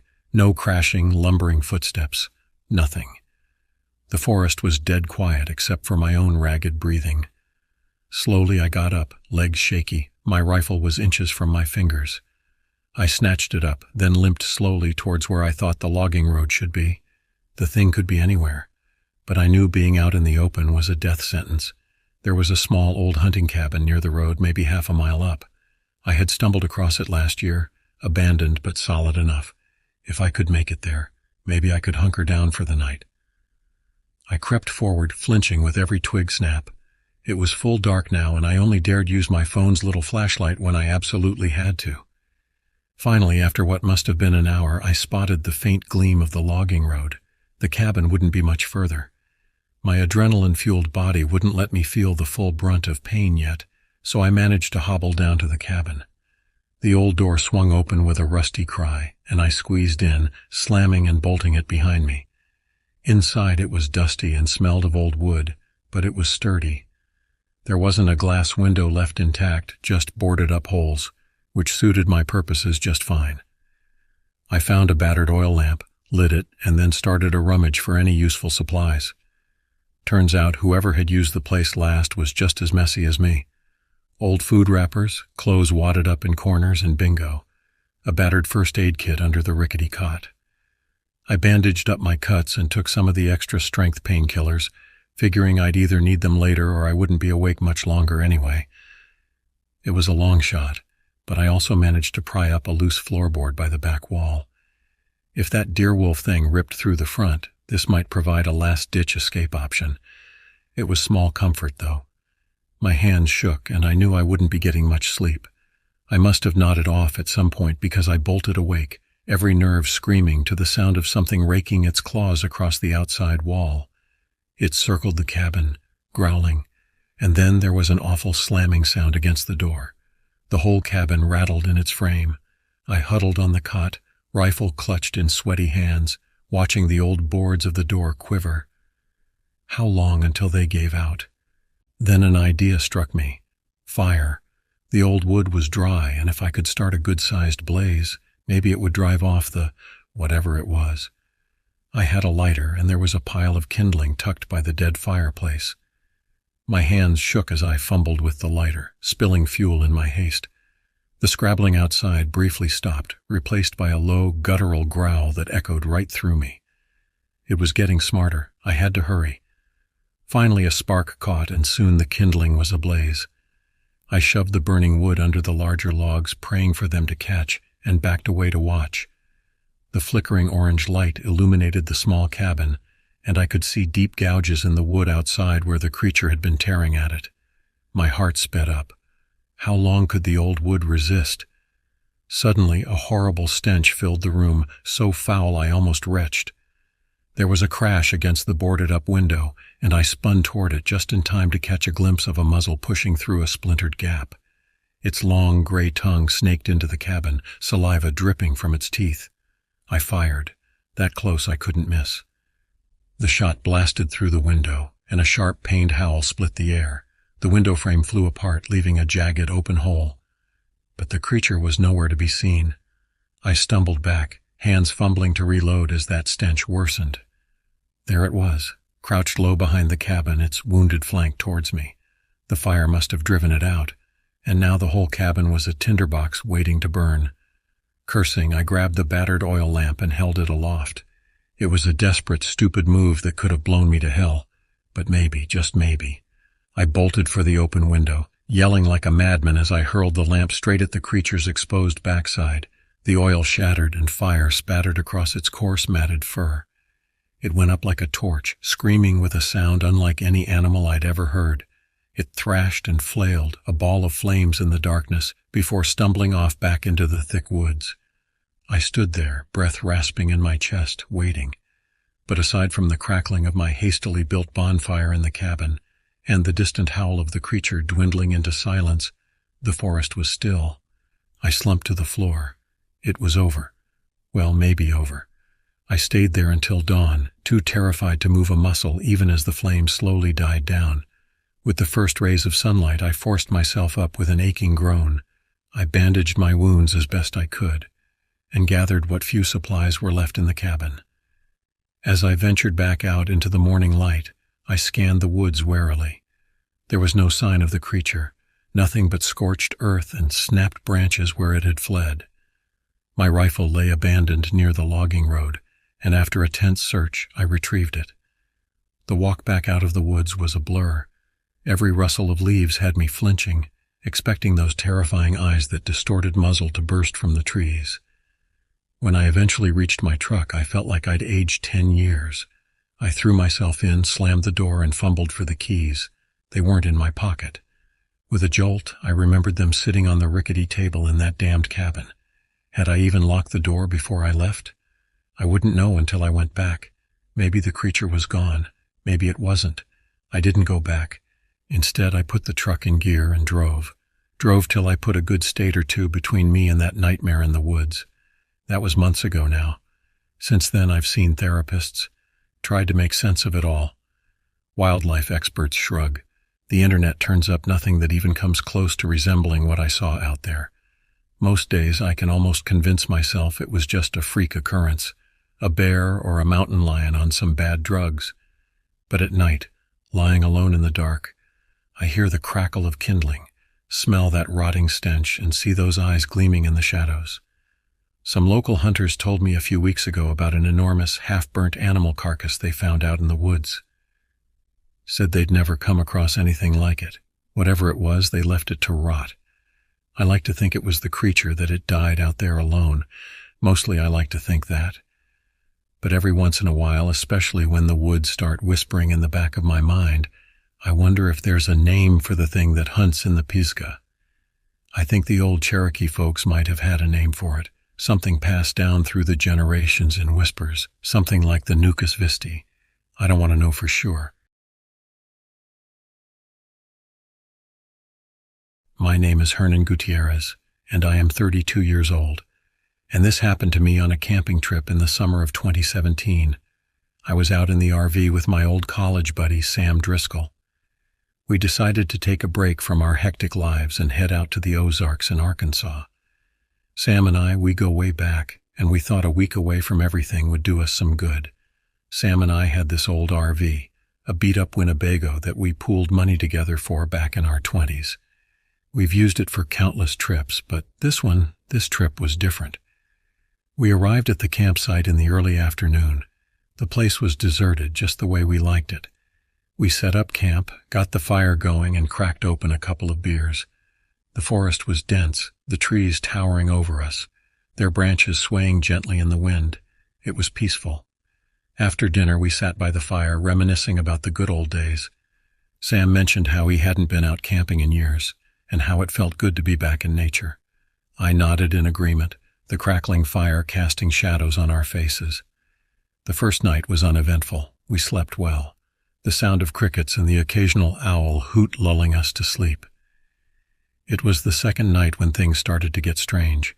We were sitting around the campfire again, talking about nothing in particular when we heard it. A rustling in the bushes just beyond the light of the fire.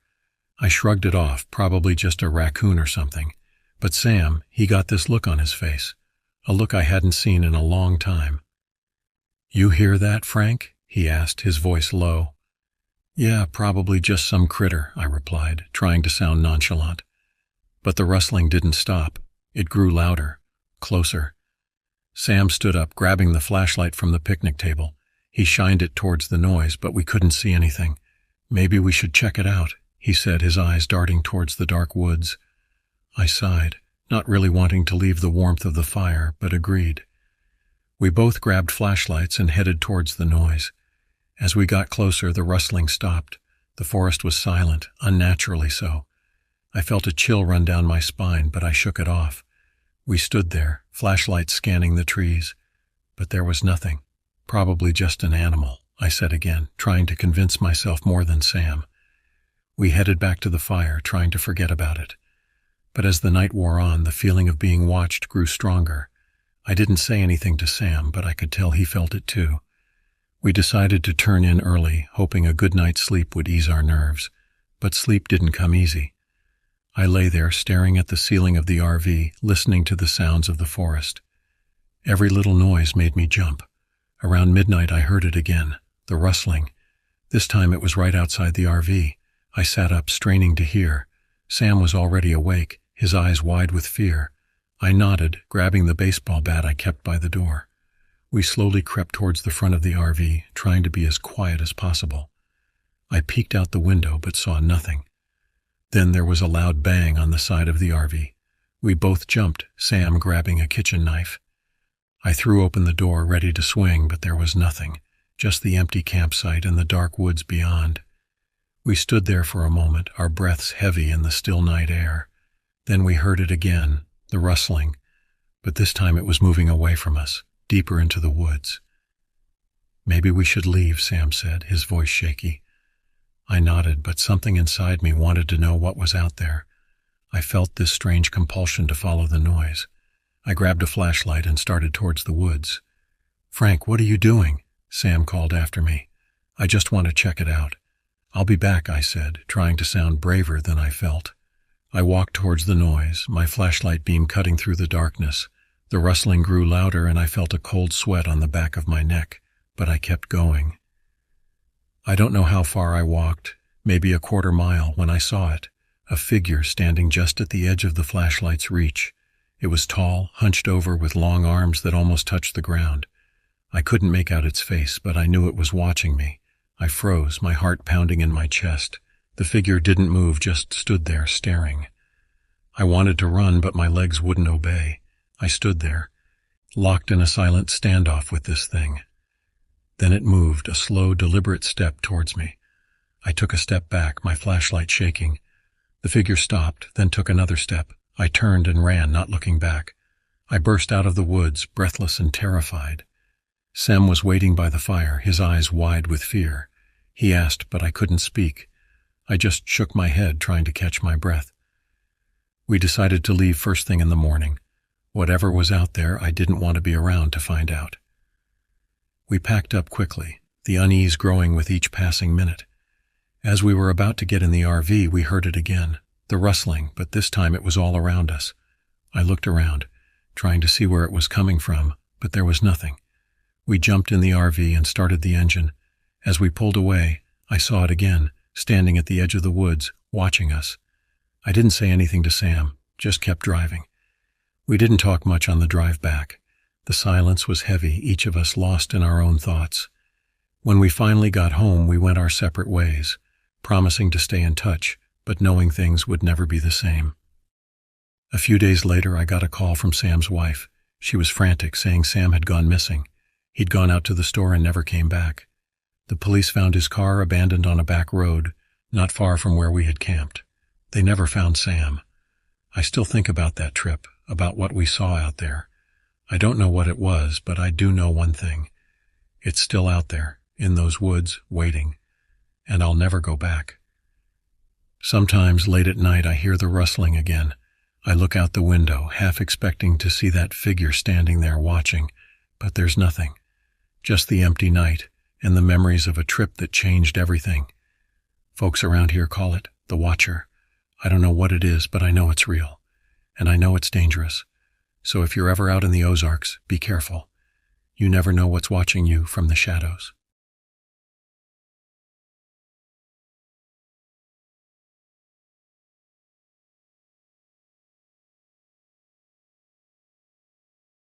It's been over 4 years since that harrowing night in the woods, but the memories still haunt me, sending chills down my spine whenever I recall the events.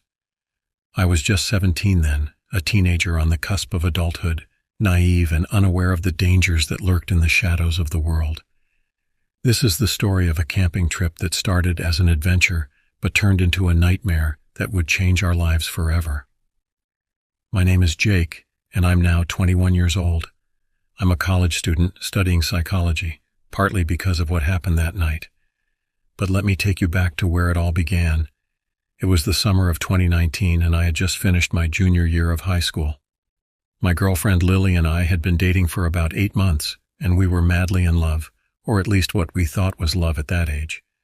We had a tight-knit group of friends. John, my best friend since elementary school, Sarah and Mike, who had been dating for almost 2 years, Emma, the artistic soul of our group, and the twins, Alex and Zoe, who were always up for any adventure. We had been planning this camping trip for weeks, eager to escape the monotony of our small town and experience some freedom in the great outdoors. None of us were experienced campers, but we figured it couldn't be that hard. We borrowed tents from our parents, packed way too many snacks, and set off early on a Saturday morning in mid-June. The drive to the campsite was filled with laughter and excitement. We sang along to our favorite songs, shared our hopes for the summer, and speculated about what the future might hold. Little did we know that our futures would be irrevocably altered in just a few short hours. We arrived at the campsite in the early afternoon. It was a beautiful spot, nestled in a clearing surrounded by towering pine trees. A small stream gurgled nearby, providing a soothing background noise. We spent the next few hours setting up our tents, gathering firewood, and exploring the immediate area. As the sun began to set, casting long shadows through the trees, we gathered around the campfire we had built. The mood was light and carefree as we roasted marshmallows and shared stories. John, always the jokester, kept us entertained with his outrageous tales and impersonations. "Hey guys," he said, adopting a serious tone that we all knew was fake. "Did you know that these woods are supposedly haunted?" Emma rolled her eyes. "Oh, come on, John. Don't start with the ghost stories already." "No, really," he insisted, his eyes wide with mock fear. "They say that on nights just like this, when the moon is full and the air is still, you can hear the whispers of lost souls echoing through the trees." We all laughed, but I noticed Lily shiver slightly beside me. I wrapped my arm around her, pulling her close. "You okay?" I asked softly. She nodded, snuggling into my side. "Yeah, just a little chilly, and maybe a tiny bit spooked by John's ridiculous story." I kissed the top of her head. "Don't worry, I'll protect you from any ghosts or goblins that might be lurking in the shadows." If only I had known then how prophetic those words would turn out to be. As the night wore on, our friends began to drift off to their tents one by one.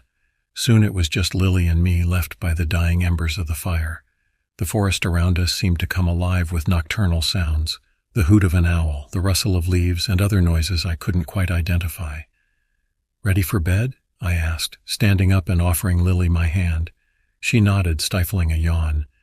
"Yeah, I'm exhausted. Who knew setting up tents could be such hard work?" We made our way to our tent, zipping it up behind us and settling into our sleeping bags. The air was cool, but our shared body heat soon created a cozy cocoon. I pulled Lily close, kissing her deeply. She responded with equal passion, and soon we were lost in each other, the worries of the day melting away. That's when we heard it, footsteps crunching on the leaves outside our tent. At first I thought it might be John playing a prank on us. It wouldn't have been out of character for him. But then I heard his unmistakable snoring coming from the tent next to ours. My heart began to race. I put a finger to my lips, signaling Lily to be quiet. She nodded, her eyes wide with fear. Slowly, carefully, I unzipped the tent flap just enough to peek outside. What I saw made my blood run cold. There were 3 men standing near our extinguished fire pit. They were dressed in dark clothing, and even in the dim moonlight, I could see that they were strangers, not fellow campers or park rangers. I quickly zipped the tent back up and turned to Lily. "There are 2 or 3 guys near the fire pit," I whispered in her ear. She gasped softly, her body tensing against mine. "What do we do?" she whispered back, her voice trembling. I reached for my phone, thankful that I had insisted on everyone keeping theirs charged in case of emergencies. With shaking fingers, I sent a group text to our friends. "Intruders in camp. Wake up, but stay quiet. Plan?" The next few minutes were agonizing as we waited for responses. One by one, our friends replied, each message making my phone vibrate softly in my hand. "John. WTF, are you serious?" Sarah. "OMG, I'm scared. What should we do?" Mike. "How many? Are they armed?" Emma. "Should we call for help?" Alex. "We can take them. We outnumber them." Zoe. "Are you crazy, Alex? We don't know if they have weapons." I quickly typed out another message. 3 guys. Can't see weapons, but be careful. We need to stick together. Everyone get ready to come out of your tents on my signal. There was a brief pause and then a flurry of agreement messages. I turned to Lily, who had been reading the texts over my shoulder. "Are you ready?" I asked her softly. She nodded, her face pale but determined. "I'm scared, but I trust you. We're stronger together, right?" I squeezed her hand. "Right, no matter what happens, we face it as a team."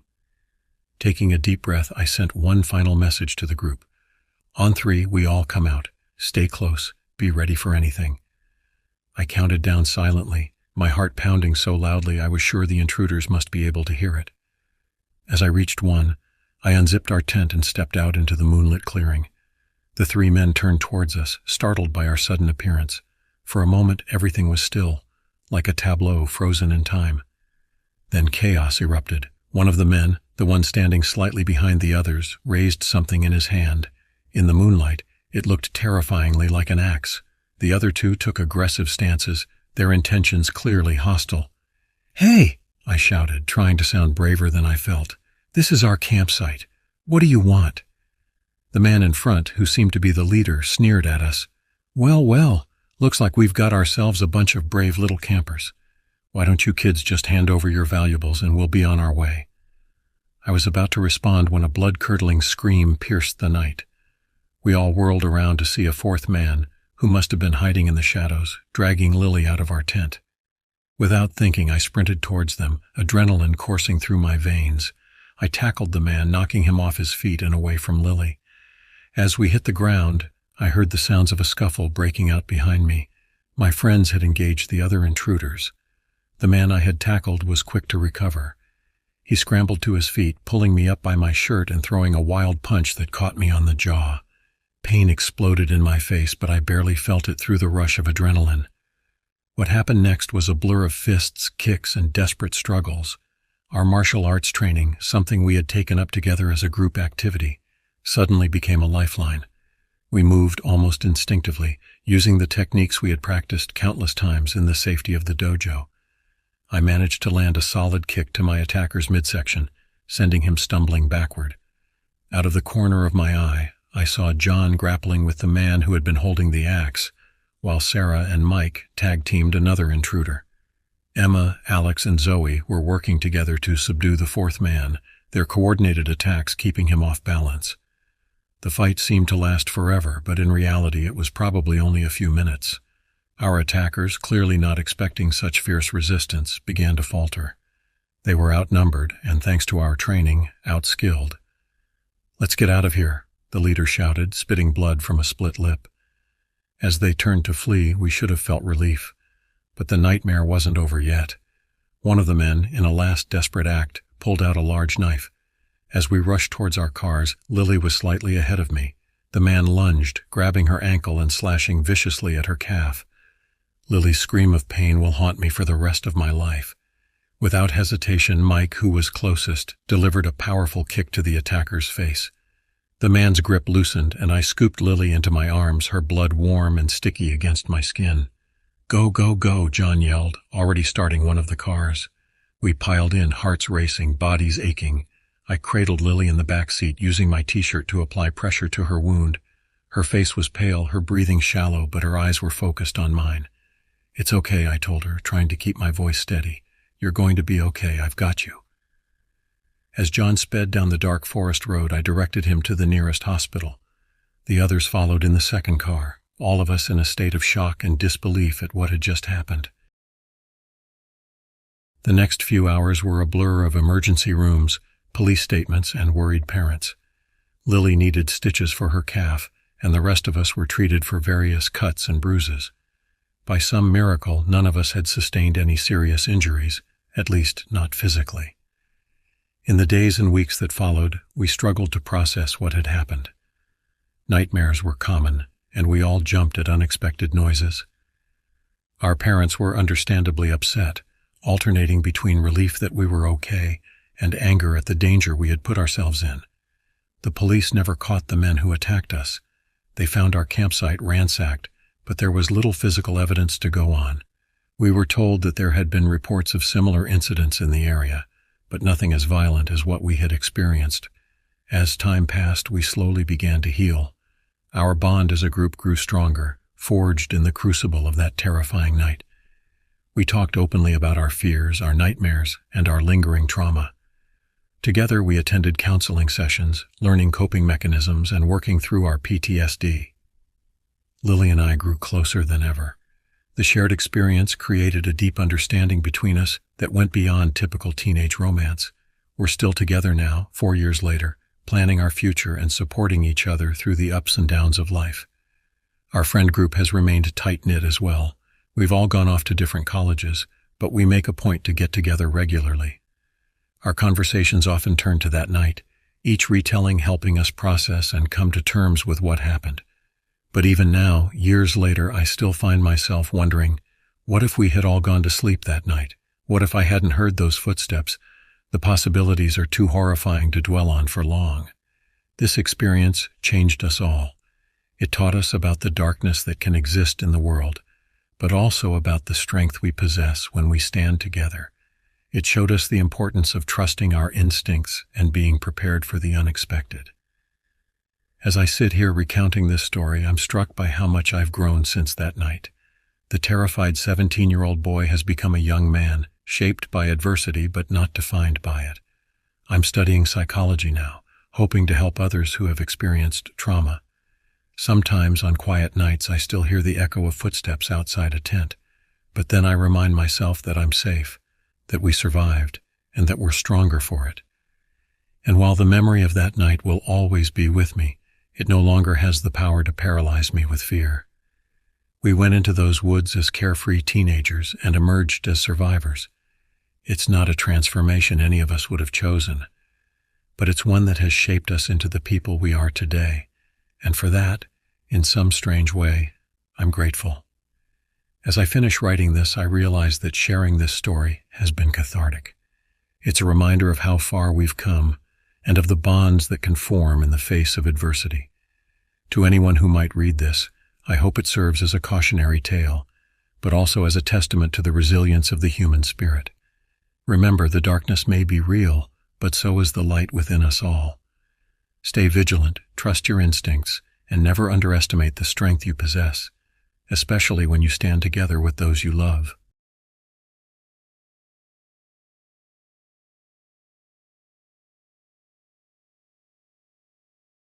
I have always loved summer camp, especially the overnight kind. There's something magical about spending weeks away from home, surrounded by nature and new friends. But of all the camps I've been to, Camp Coleman holds a special place in my heart, and not just for the reasons you might expect. Camp Coleman is nestled along the picturesque Puget Sound, not far from the border between Washington and Oregon. What makes it unique is its saltwater lagoon, a serene body of water that, oddly enough, contains no fish. The camp itself is a collection of rustic cabins, each with a deck overlooking the narrow strip of land between the ocean and the lagoon. Our cabin was the closest to the lagoon, a fact that would soon take on a sinister significance. I was 14 that summer, as were all my cabin mates. We were a mixed bunch, some returning campers like myself, others wide-eyed newcomers. Despite our differences, we quickly bonded over shared activities and late-night chats. On our first night at camp, we decided to break in our deck with a friendly game of poker. We weren't gambling with money, of course, just candy and other small trinkets we'd brought from home. The night was clear, stars twinkling above us, and the soft lapping of the lagoon's waters provided a soothing backdrop to our laughter and playful banter. That's when we heard it for the first time. The sound cut through the night like a knife, a sickening high-pitched screech that reminded me of nails on a chalkboard, only 100 times louder and more intense. We all froze, our poker game forgotten. The noise seemed to come from everywhere at once, surrounding us, suffocating us with its otherworldly presence. Panic set in. We scrambled to our feet, nearly tripping over each other in our haste to get inside. Once in the safety of our cabin, we breathlessly told our cabin leaders what had happened. They listened patiently, but their response was frustratingly dismissive. It must have been a pack of coyotes, they said, trying to sound reassuring, but we knew better. Whatever had made that sound, it was no coyote. Sleep didn't come easy that night. I tossed and turned, my mind replaying the awful screech over and over. Just as I was finally drifting off, I heard it again. My eyes snapped open, and I saw two of my cabin mates sitting up in their bunks, wide-eyed and pale. We exchanged glances, a silent agreement passing between us. We needed answers. The next day we headed straight for the camp library. It wasn't much, just a small building filled with books about local wildlife and camp history. But what interested us was the kiosk by the front door. It contained recordings of all the animal sounds one might hear at Camp Coleman. We spent hours at that kiosk, listening to every animal cry, call, and screech in the database. Coyotes, owls, mountain lions, we played them all.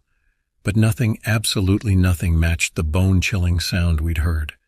Frustrated and more than a little scared, we decided to ask around. We approached other cabins, casually inquiring if they'd heard any strange noises at night. To our surprise and growing unease, no one else had heard a thing. Whatever this was, it seemed to be focused solely on our cabin. As the week progressed, our fear grew. Each night the sound would return, always a little louder, a little closer. We took to volunteering for after-dinner cleanup duty, anything to delay our return to the cabin. When we finally did go back, we made sure every window was shut tight and every door was locked. But it didn't help. The sound always found us, seeping through the walls, vibrating in our bones. None of us were getting much sleep, and the strain was starting to show. Dark circles appeared under our eyes, and our daytime activities were punctuated by nervous glances and hushed conversations. By the time Sunday rolled around, we were at our wits' end. That's when I proposed a plan to my closest friends. We would stay up all night and try to locate the source of the sound. They agreed, equal parts terrified and determined to solve this mystery. That night we huddled together on our bunks, reading books and passing notes to stay awake. The hours ticked by, midnight came and went, and still we waited. Then, just as the first hints of dawn were beginning to lighten the sky, it happened. The sound burst through the back door with such force that I'm amazed it didn't wake the entire camp. But somehow, impossibly, our cabin mates slept on, oblivious to the nightmare unfolding around us. We were paralyzed with fear, unable to move, barely able to breathe. But something compelled me to look out the window, towards the lagoon. What I saw there will haunt me for the rest of my days.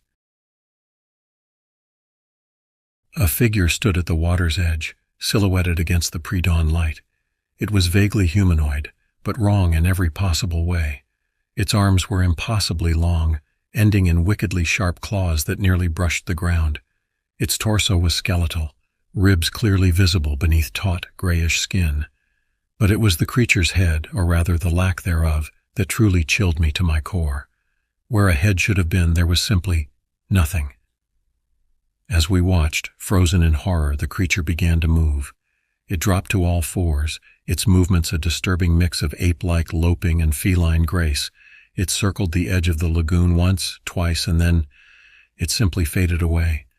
One moment it was there, as solid and real as you or me, and the next it was gone, dissolving into the morning mist like a bad dream. We didn't sleep at all that night, or the next. But strangely, the sound never returned. The rest of our time at Camp Coleman passed without incident, as if that terrifying week had never happened. To this day, I don't know what we encountered that summer. I've researched local legends, consulted cryptozoologists, even considered the possibility of some sort of mass hallucination. But deep down, I know what I saw was real. I wish I had some sort of proof. A photo, a video, anything. But Camp Coleman had a strict no electronics policy, so all I have are my memories and the corroborating accounts of my friends who were there. I know this story sounds impossible, perhaps even ridiculous, but I swear to you every word of it is true. And sometimes, on quiet nights when the wind is just right, I could swear I hear that sound again, calling to me from across the years, from the shores of a lonely lagoon where something inhuman walks in the night.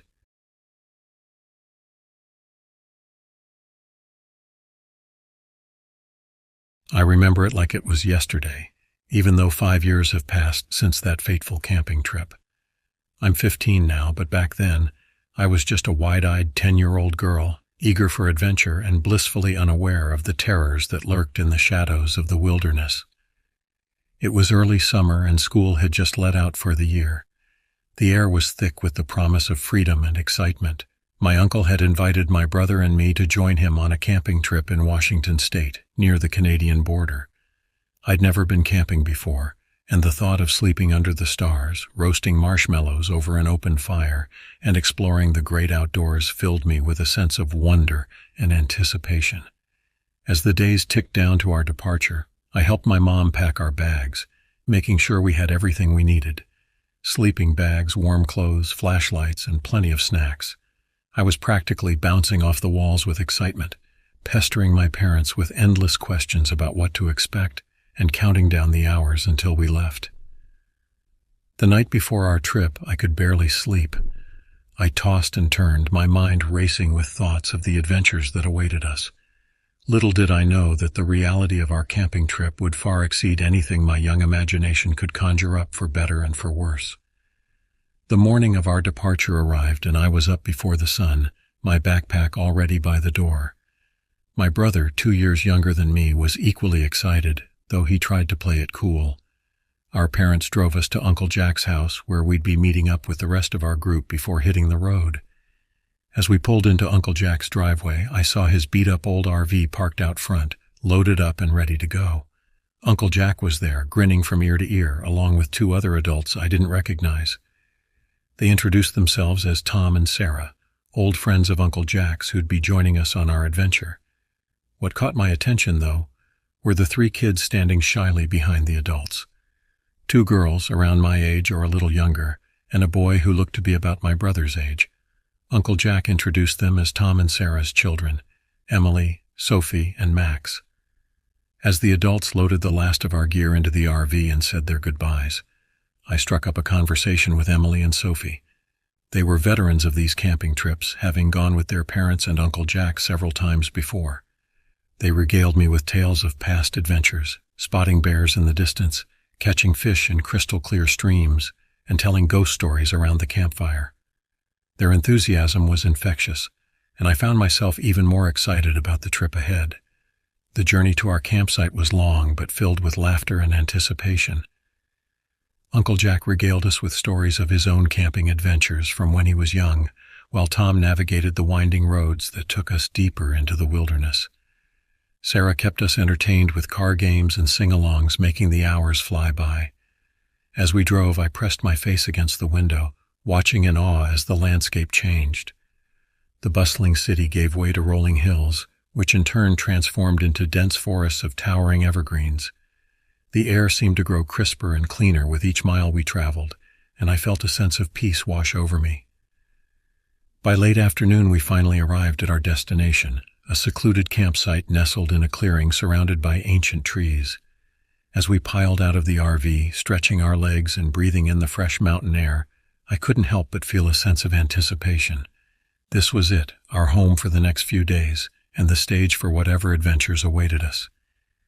As soon as the RV came to a stop, everyone sprang into action. Uncle Jack, Tom, and Sarah began unloading the gear, while we kids were tasked with exploring the immediate area and finding the perfect spots to pitch our tents. Emily, Sophie, and I stuck together, giggling and chattering as we scoured the campsite. We found a flat area near a cluster of pine trees that seemed ideal for our tent. Meanwhile, my brother and Max had wandered off in the opposite direction, no doubt already plotting their own boyish adventures. As we helped the adults set up camp, I couldn't help but notice how different everything felt out here in the wilderness. The air was crisp and clean, filled with the scent of pine needles and wildflowers. Birds I'd never heard before called to each other from the treetops, and the gentle rustling of leaves in the breeze created a soothing backdrop to our activities. Uncle Jack showed us how to pitch a tent, and I threw myself into the task with gusto, determined to prove that I could be helpful. It wasn't easy, the poles were confusing, and the fabric seemed to have a mind of its own, but with patience and teamwork, we eventually had 3 tents standing proudly in our little clearing. As the sun began to dip towards the horizon, casting long shadows across our campsite, Tom got a fire going in the stone-ringed pit at the center of our camp. The crackling flames and the scent of wood smoke added to the magical atmosphere, and I found myself feeling more alive and connected to nature than I ever had before. Sarah began preparing dinner hot dogs and baked beans, classic camping fare, while the rest of us gathered around the fire, sharing stories and jokes. I felt a warm sense of camaraderie growing between all of us, adults and children alike. This, I thought, must be what camping is all about: the togetherness, the shared experiences, the simple joys of being out in nature. As we ate our dinner under the gradually darkening sky, I couldn't help but feel a sense of contentment wash over me. This was shaping up to be the adventure I'd always dreamed of. Little did I know that the real adventure, and the terror that came with it, was yet to come. The next few days passed in a blur of activity and new experiences. Each morning we'd wake up to the sound of birdsong and the smell of coffee brewing over the campfire. After a hearty breakfast of pancakes or oatmeal, We'd set out on our daily adventures. Uncle Jack and Tom took us on hikes through the surrounding forest, teaching us how to identify different types of trees and plants. I was fascinated by the variety of life all around us, from the tiniest insects scurrying across fallen logs to the majestic eagles soaring overhead. One day we hiked to a nearby lake, its surface like a mirror reflecting the blue sky and surrounding mountains. Uncle Jack taught us how to skip stones across the water, and we spent hours competing to see who could get the most skips. I'll never forget the feeling of accomplishment when I managed to get a stone to skip 5 times, a personal record that stood for the rest of the trip. In the afternoons, we'd often go fishing in a nearby stream. Sarah showed us how to bait our hooks and cast our lines, and the thrill of feeling a fish tugging on the other end was unlike anything I'd experienced before. Even when we didn't catch anything, the peaceful sound of the flowing water and the dappled sunlight filtering through the trees made for a perfect way to spend the afternoon. Evenings were my favorite part of each day. As the sun set and the temperature dropped, we'd gather around the campfire, roasting marshmallows and telling stories. Tom was an expert storyteller, and his tales of wilderness adventures and local legends had us all hanging on his every word. Sometimes we'd sing camp songs, our voices echoing through the trees and up to the star-filled sky above. Throughout it all, I found myself growing closer to Emily and Sophie. We shared a tent, and late into the night we'd whisper and giggle, sharing secrets and dreams in the way that only young girls can. They taught me camping tricks they'd learned on previous trips, like how to identify animal tracks and which berries were safe to eat. As for my brother, he seemed to be having the time of his life with Max. The 2 boys were inseparable, always off on some adventure or another. They'd come back to camp covered in mud and grinning from ear to ear, regaling us with tales of the dangerous beasts they'd encountered, which usually turned out to be squirrels or rabbits. But despite all the joy and excitement of those days, there was one aspect of camping that I found challenging: the bathroom situation. We had a designated area a short walk from our campsite, with a makeshift toilet set up for privacy. But as a 10-year-old girl who'd never had to rough it before, I found the whole experience uncomfortable and a bit scary, especially at night. You see, I'd always had a bit of a weak bladder, something that had caused me embarrassment more than once back home. Out here in the wilderness, that weakness felt even more pronounced. I tried to limit my liquid intake in the evenings, hoping to avoid middle-of-the-night bathroom trips, but it didn't always work. Little did I know that this insecurity would play a crucial role in the terrifying experience that was to come, an experience that would change the way I saw the world forever. It was our 3rd night at the campsite. The day had been filled with hiking and fishing, and everyone was exhausted but happy as we settled in around the campfire for our nightly storytelling session. Tom regaled us with a particularly spooky tale about mysterious creatures that were said to roam the forests of the Pacific Northwest. "They say these creatures are neither human nor animal," Tom said in a hushed voice, his face illuminated by the flickering firelight. "They move on all 4s, but their hands and feet are almost human-like. Their skin is pale and hairless, and their eyes glow in the dark like night vision goggles." I felt a shiver run down my spine as Tom continued his story. Part of me wanted to cover my ears, to block out the frightening images his words were conjuring in my mind. But another part of me was fascinated, drawn in by the thrill of fear that comes with a good scary story. As Tom's tale came to an end, Uncle Jack chuckled and ruffled my hair. "Don't worry, kiddo," he said with a wink. "It's just a story. There's nothing out there in these woods that can hurt you." I nodded, trying to look brave, but I couldn't shake the uneasy feeling that had settled in the pit of my stomach. As we doused the fire and headed to our tents for the night, I found myself jumping at every little sound, imagining glowing eyes watching me from the darkness between the trees. In our tent, Emily, Sophie, and I snuggled into our sleeping bags, whispering about the story and reassuring each other that it was just make-believe. Eventually, exhaustion overcame my fears, and I drifted off into an uneasy sleep. I'm not sure how long I slept before I was jolted awake by an urgent need to use the bathroom. I lay there for a few moments, trying to will the feeling away, but it was no use. My bladder felt like it was about to burst. Glancing at my watch, I saw that it was just past midnight. The tent was silent except for the soft breathing of Emily and Sophie. I didn't want to wake them, and I certainly didn't want to wet my sleeping bag. Taking a deep breath, I decided I had no choice but to brave the short walk to the bathroom area on my own. I carefully unzipped my sleeping bag and crept over to where Uncle Jack was sleeping. "Uncle Jack," I whispered, gently shaking his shoulder. "I need to go to the bathroom." He mumbled something incoherent and rolled over, still deep in sleep. I hesitated for a moment, torn between waking him up properly and just going on my own. The pressure in my bladder made the decision for me. Grabbing my flashlight, I slowly unzipped the tent flap and stepped out into the night. The air was cool and damp, and an eerie silence hung over the campsite. The moon was hidden behind clouds, leaving the forest in near total darkness. I clicked on my flashlight, its beam cutting through the darkness like a knife. The path to the bathroom area seemed longer and more ominous than it had during the day. Every shadow looked like it might be hiding some terrible creature, and every rustle of leaves in the gentle breeze made me jump. I had only taken a few steps when I heard it, a sharp crack, like a twig snapping underfoot. It came from behind me, from the direction of the dense forest that bordered our campsite. My heart leaped into my throat as I spun around, my flashlight beam dancing wildly across the trees. "Hello?" I called out, my voice barely above a whisper. "Is someone there?" For a moment there was nothing but silence. Then, just as I was about to convince myself that I had imagined the sound, I saw them. 3 pairs of eyes, glowing an eerie greenish-white in the darkness, just like Tom had described in his story. They were low to the ground, seeming to float in the blackness between the trees. As my flashlight beam found them, I felt my blood turn to ice. The creatures were unlike anything I had ever seen before. They were crouched on all fours, their bodies hairless and pale, almost translucent in the harsh light.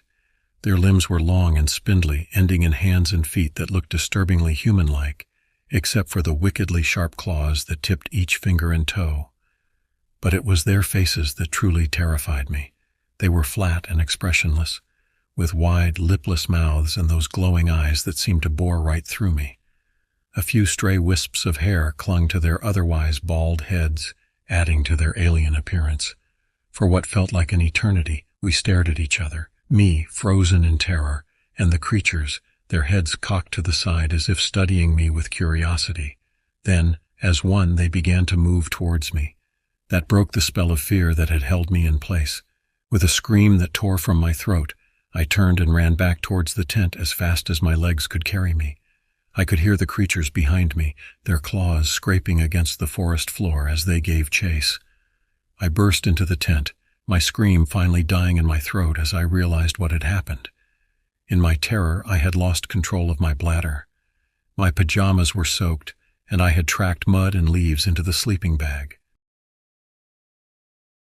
Uncle Jack sat up groggily, startled by my sudden entrance. "What's wrong?" he asked, his voice thick with sleep.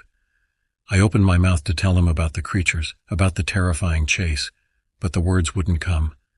As the adrenaline began to fade, doubt started to creep in. Had I really seen what I thought I saw? Or had Tom's story and the darkness of the forest played tricks on my mind? I had a bad dream, I finally managed to stammer out, my voice shaking, and I had an accident. Uncle Jack's face softened with understanding. He helped me clean up and change into dry clothes, all the while reassuring me that everything was okay, that it was just a dream. But as I lay back down in my now clean sleeping bag, I couldn't shake the memory of those glowing eyes, those pale, clawed hands reaching out for me. Dream or reality, the experience had shaken me to my core. The rest of the night passed in a blur of fitful sleep and half-remembered nightmares. When morning finally came, I was exhausted and jumpy, starting at every little sound. As we gathered around the campfire for breakfast, Uncle Jack explained to the others that I'd had a rough night with bad dreams. Emily and Sophie were sympathetic, sharing their own stories of camping nightmares to make me feel better. My brother, of course, couldn't resist teasing me a little, but a stern look from Uncle Jack quickly shut him up. Throughout the day, I found myself constantly scanning the tree line, half expecting to see those glowing eyes peering out at me. But in the bright light of day, with birds singing and squirrels chattering in the branches above, It was hard to believe in the terrors of the night before. I wanted to tell someone, anyone, about what I had seen. But every time I opened my mouth to speak about it, doubt crept in. What if it really had just been a dream?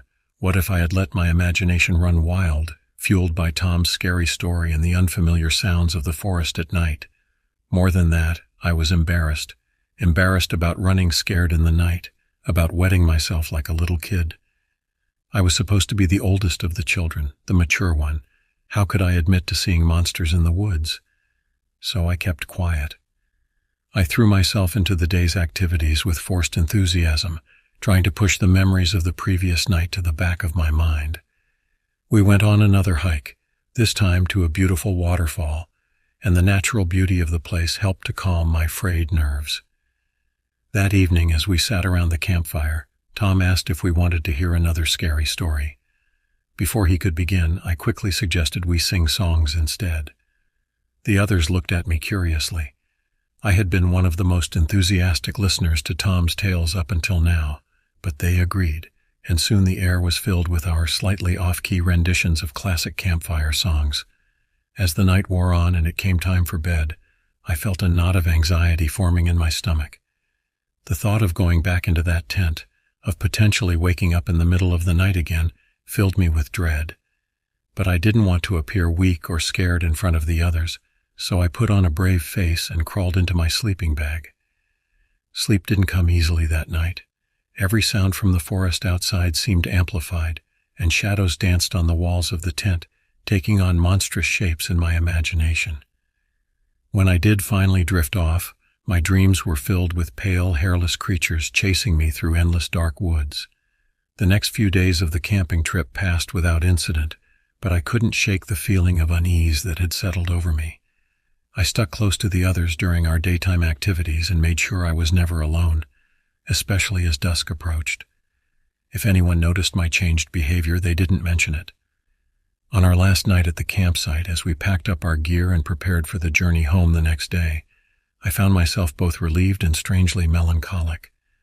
Part of me couldn't wait to get back to the safety and familiarity of home, away from the dark forests and their potential monsters.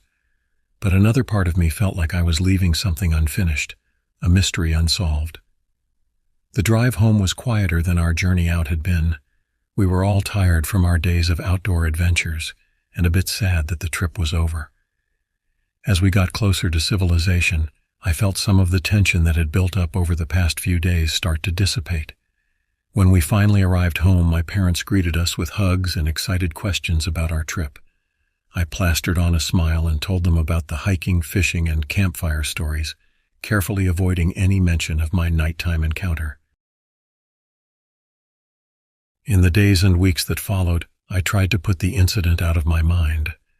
I threw myself into my usual summer activities, swimming at the local pool, having sleepovers with friends, riding my bike around the neighborhood.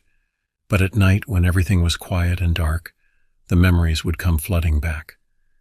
I started having trouble sleeping, often lying awake for hours, imagining glowing eyes peering in through my bedroom window.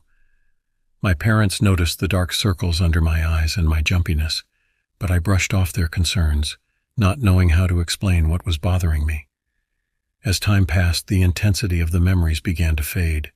By the time school started again in the fall, I had almost convinced myself that it had all been a product of my overactive imagination, fueled by scary stories and the unfamiliar noises of the forest at night.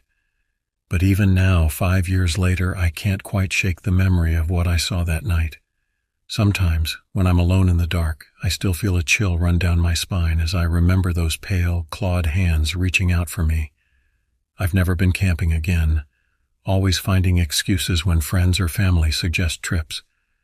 I've never told anyone the full story of what happened that night in the Washington woods.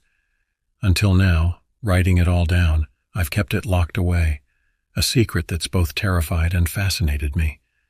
I'm 15 now, and I'd like to think I'm too old to believe in monsters. I tell myself it was just a dream, a hallucination brought on by fear and an unfamiliar environment. After all, I've always been a good kid, never touched drugs or alcohol or anything else that could make me see things that weren't there. But sometimes, when I'm lying in bed at night, staring at the shadows on my ceiling. I can't help but wonder, what if it wasn't just my imagination? What if there really are things out there in the dark woods, things that science can't explain? I don't know if I'll ever have answers to these questions. Part of me hopes I never will, that the memory will continue to fade until it's nothing more than a vague, spooky story from my childhood. But another part of me, a part I don't like to acknowledge, is still curious, still wondering what might be out there, just beyond the reach of our flashlight beams and campfires. All I know for sure is that that camping trip changed me.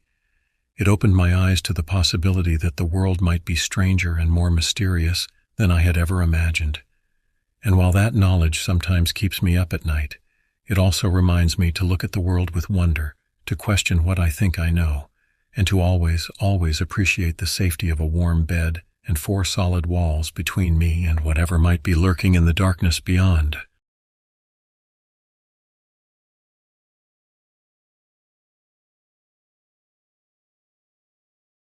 This happened to me in 1999.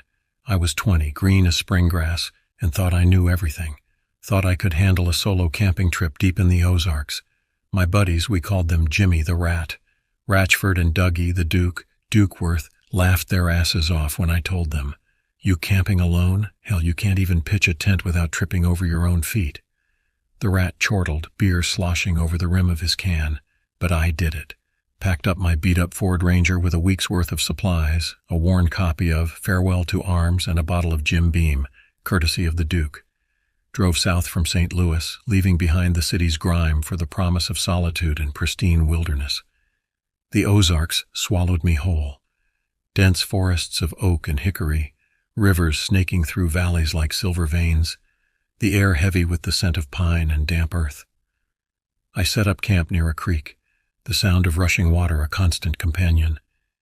Days turned into a blur of fishing, reading, and whiskey-fueled introspection. One evening, as the sun dipped below the horizon, painting the sky in hues of orange and purple, I heard a distant crackle of twigs. I froze, the hair on my neck standing on end. The crackle grew louder, closer, until a figure emerged from the undergrowth. He was tall and gaunt, with a scraggly beard that reached his chest. His clothes were tattered and stained, his eyes hollow and unnaturally bright.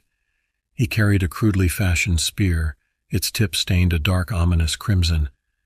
"Evening," he said, his voice raspy and low.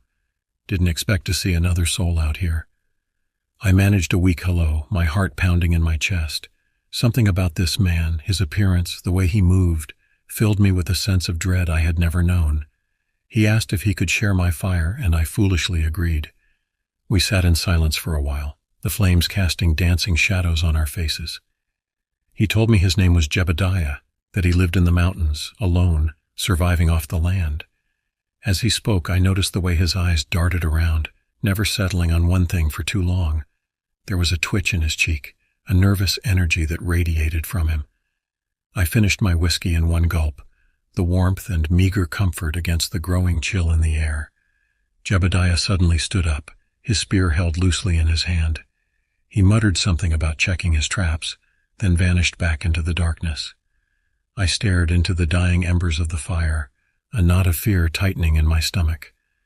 I didn't sleep that night. Every rustle of leaves, every snap of a branch, sent a jolt of adrenaline through me.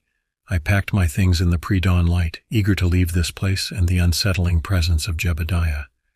As I drove away, I glanced in my rearview mirror.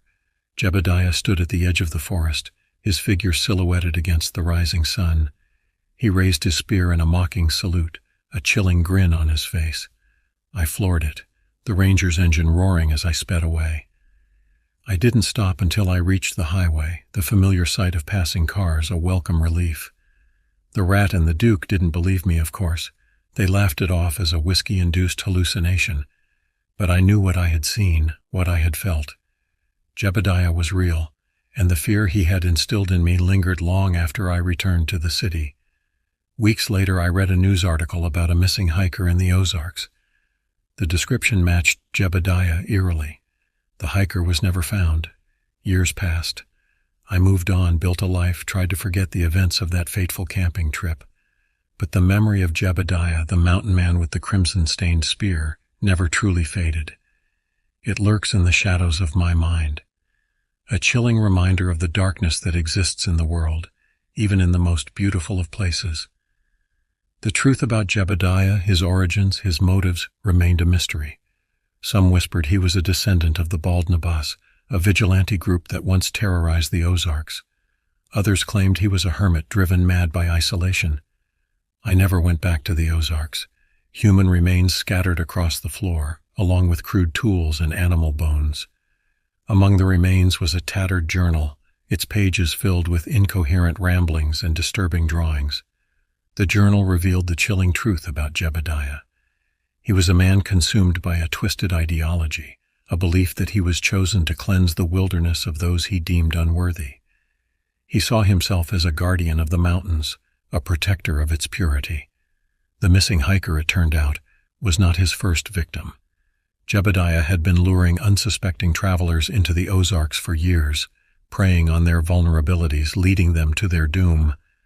His reign of terror was finally over, but the scars he left on the land and in the hearts of those who crossed his path would never fully heal. The Ozarks, once a haven of tranquility, now held a dark secret, a haunting reminder of the evil that can lurk beneath the surface of even the most idyllic landscapes.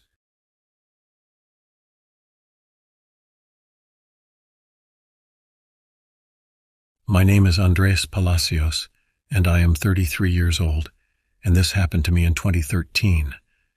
I was a Navy SEAL stationed in a small, dusty outpost in eastern Nevada, right near the Utah border.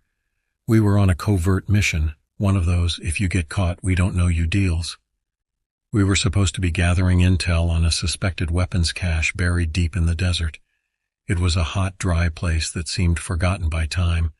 There wasn't much around except for some old mining equipment, abandoned shacks, and endless stretches of sand and rock. Our team consisted of 4 men, myself, Avery Briscoe, Reggie Thorburn, and our leader Lucas Nystrom. Avery was the joker of the group, always had a quip ready. Reggie was the quiet one, but when he spoke, you listened. Lucas was as solid as they come, the kind of guy you'd follow anywhere.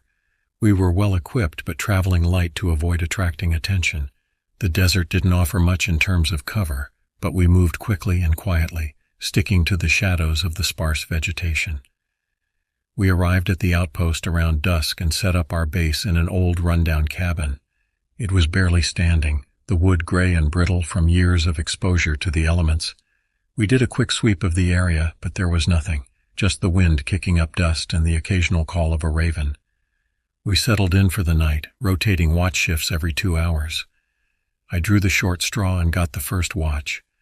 As the sun dipped below the horizon, the temperature plummeted.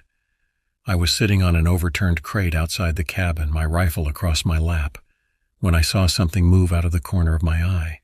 It was a flash, just a blur really, but enough to put me on edge. I chalked it up to fatigue and the tricks that the mind plays in the dark. Still, I kept my eyes peeled. Around midnight, it was Lucas's turn to take over. I handed him the binoculars and went inside to catch some shut-eye. I had just started to doze off when I heard a sharp, muffled sound, like something heavy being dropped onto soft ground. I was up in an instant, grabbing my rifle and rushing outside. Lucas was gone. There was no sign of struggle, no footprints, nothing. Just the crate where he'd been sitting, knocked over on its side. Avery and Reggie were right behind me, their faces pale in the moonlight. We spread out and searched the area, calling Lucas's name, but there was no answer. Avery suggested that maybe Lucas had gone to take a leak, but we all knew he would have said something first. We regrouped at the cabin, a sense of dread settling over us. "All right, we stay together from now on," I said, trying to keep my voice steady. "No one goes anywhere alone. We keep watching pairs." The rest of the night was uneventful, but no one got much sleep. By morning, the desert was blazing hot again, and we were no closer to finding Lucas.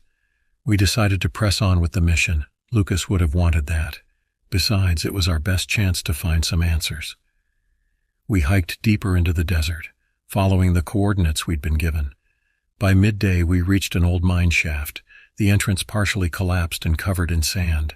It looked like it hadn't been used in decades. We set up a perimeter and prepared to go inside. Avery and I would take point, with Reggie covering us from outside. The air inside the mine was cool and musty. We moved slowly, our flashlights cutting through the darkness. The passage was narrow, barely wide enough for us to walk side by side. After about 50 yards, it opened up into a larger chamber. That's when we saw it. The room was filled with crates covered in dust and cobwebs. Some were marked with old military insignia, others with symbols I didn't recognize. But that wasn't what caught our attention. In the center of the room was a large, dark shape, hunched over and motionless. At first, I thought it was a pile of debris, but as we approached, it became clear that it was something else. The creature was unlike anything I'd ever seen. It was humanoid in shape, but much larger, its limbs elongated and sinewy. Its skin was a mottled gray, almost translucent, and it seemed to shimmer in the light of our flashlights. Its eyes were closed, and it was completely still, as if in some sort of hibernation. "I have no idea," I replied, keeping my rifle trained on the thing. "But we need to get the hell out of here." Just as I said that, the creature's eyes snapped open. They were a deep, penetrating black, and they locked onto us with an intensity that made my blood run cold. It moved faster than I thought possible, its limbs unfolding and extending as it lunged towards us. Avery fired his weapon, the shots echoing through the mine, but the bullets seemed to have no effect. We scrambled back towards the entrance, shouting for Reggie to cover us. The creature was right behind us, its long claw-like fingers reaching out. As we burst into the daylight, Reggie opened fire, his shots landing true. The creature let out a low, guttural noise, but it didn't slow down. We ran, the creature chasing us through the desert. Avery stumbled, and the thing was on him in an instant. I turned just in time to see it sink its claws into his back, lifting him off the ground. Avery screamed, a sound I'll never forget. Reggie and I kept running, not looking back. We heard Avery's screams cut off abruptly, replaced by a sickening crunch. We didn't stop until we reached the cabin. Reggie was gasping for breath, his face a mask of terror. "What the hell was that thing?" he panted. "I don't know," I said, trying to catch my own breath. "But we need to get out of here, now!" We grabbed our gear and made a beeline for the extraction point, a few miles to the west. As we ran, I couldn't shake the feeling that we were being watched. Every rustle of the wind, every shadow seemed to conceal that creature. By the time we reached the extraction point, we were both on the verge of collapse. We radioed for extraction, but the wait felt like an eternity. Finally, a chopper appeared on the horizon, and we were lifted to safety. I slumped back in my seat, the adrenaline wearing off, and the full weight of what had happened sinking in. We reported everything to our superiors, but they didn't believe us. They chalked it up to stress and hallucinations. Lucas and Avery were listed as MIA, and the mission was scrubbed. Reggie and I were debriefed and reassigned. We never spoke of it again. I left the Navy a year later, the memories of that night haunting me. Reggie and I kept in touch for a while, but he drifted away, eventually disappearing altogether. I don't know what happened to him, but I have my suspicions. I still see that creature in my nightmares, its black eyes boring into me. I don't know what it was or where it came from, but I do know one thing. Some things are better left buried in the desert. Since then, I've tried to piece together what little information I could find about that area. Old mining records, local legends, anything that might shed some light on what we encountered. But every lead was a dead end. The locals had their own stories, of course, tales of strange lights in the sky, disappearances, and otherworldly creatures, but nothing concrete, nothing that could help me understand what took Lucas and Avery. Years passed, and I tried to move on. I got married, had a couple of kids, settled into a quiet life in the suburbs. But the past has a way of catching up with you. One evening I received a call from a number I didn't recognize. It was Reggie's voice on the other end, sounding strained and paranoid. "Daryl, you need to listen to me," he said. "I've been doing some digging, and I think I know what we saw that night." "Reggie, where the hell have you been?" I asked. But he cut me off. "No time for that. Meet me at the old cabin. You remember the place?" And then he hung up. Against my better judgment, I decided to go. I told my wife I had some unfinished business to take care of and drove out to the desert. The old cabin looked exactly as I remembered it, a ghost from my past standing against the backdrop of the setting sun. Reggie was there, looking gaunt and haunted. He had a stack of papers and old maps spread out on the crate where Lucas had disappeared. "I found something," he said, his voice barely above a whisper. "There's a reason they didn't want us to find that cache. It's connected to some kind of experiment, something they were trying to cover up." He showed me the documents, detailing a series of classified experiments conducted in the area during the Cold War. Hybridization, things that sounded like they were ripped from a sci-fi novel. But the dates, the coordinates, everything matched up. "We need to expose this," Reggie said, a wild look in his eyes. "People need to know what's out here." I wasn't sure what to believe, but before I could respond, the ground trembled. The creature emerged from the shadows of the mine just as I remembered it. Reggie and I barely had time to react. He fired at it, but his bullets seemed to do little more than annoy it. It came for Reggie first, moving with that same unnatural speed. He screamed as it grabbed him, lifting him off the ground like it had with Avery. I raised my rifle, but before I could get a shot off, Reggie was thrown against the cabin wall, his body crumpling like a rag doll. I fired, emptying my magazine into the creature. It finally stumbled, giving me enough time to grab Reggie and drag him towards the truck. He was barely conscious, blood pouring from a gash in his side. We managed to get into the truck, and I floored it, the tires kicking up sand as we sped away. The creature didn't follow. It stood there watching us go, its black eyes glowing in the headlights. We drove in silence, the reality of what just happened sinking in. Reggie didn't make it. He bled out before we could reach help.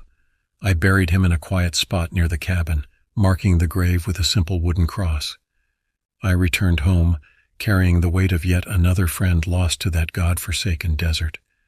I knew that I couldn't tell anyone what had happened. They'd never believe me. Instead, I locked the memories away, trying to live my life as best as I could. But every now and then, I catch myself staring at the horizon, wondering if that creature is still out there, waiting for the next unfortunate soul to wander into its territory. I don't know what it is or where it came from, but I do know this. Some secrets are better left buried. As for me, I've learned to live with the nightmares.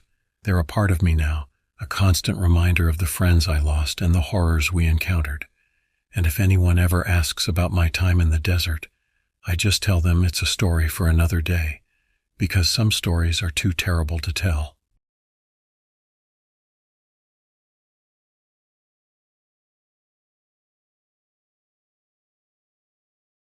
This happened to me in 2010. They call me Dylan Thunderstrike, 47 years old.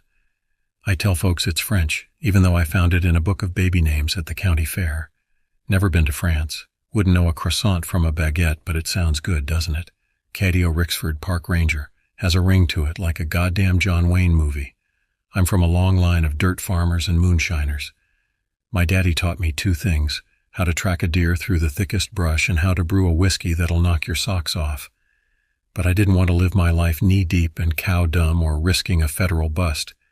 So I took my tracking skills and love for the outdoors and became a park ranger.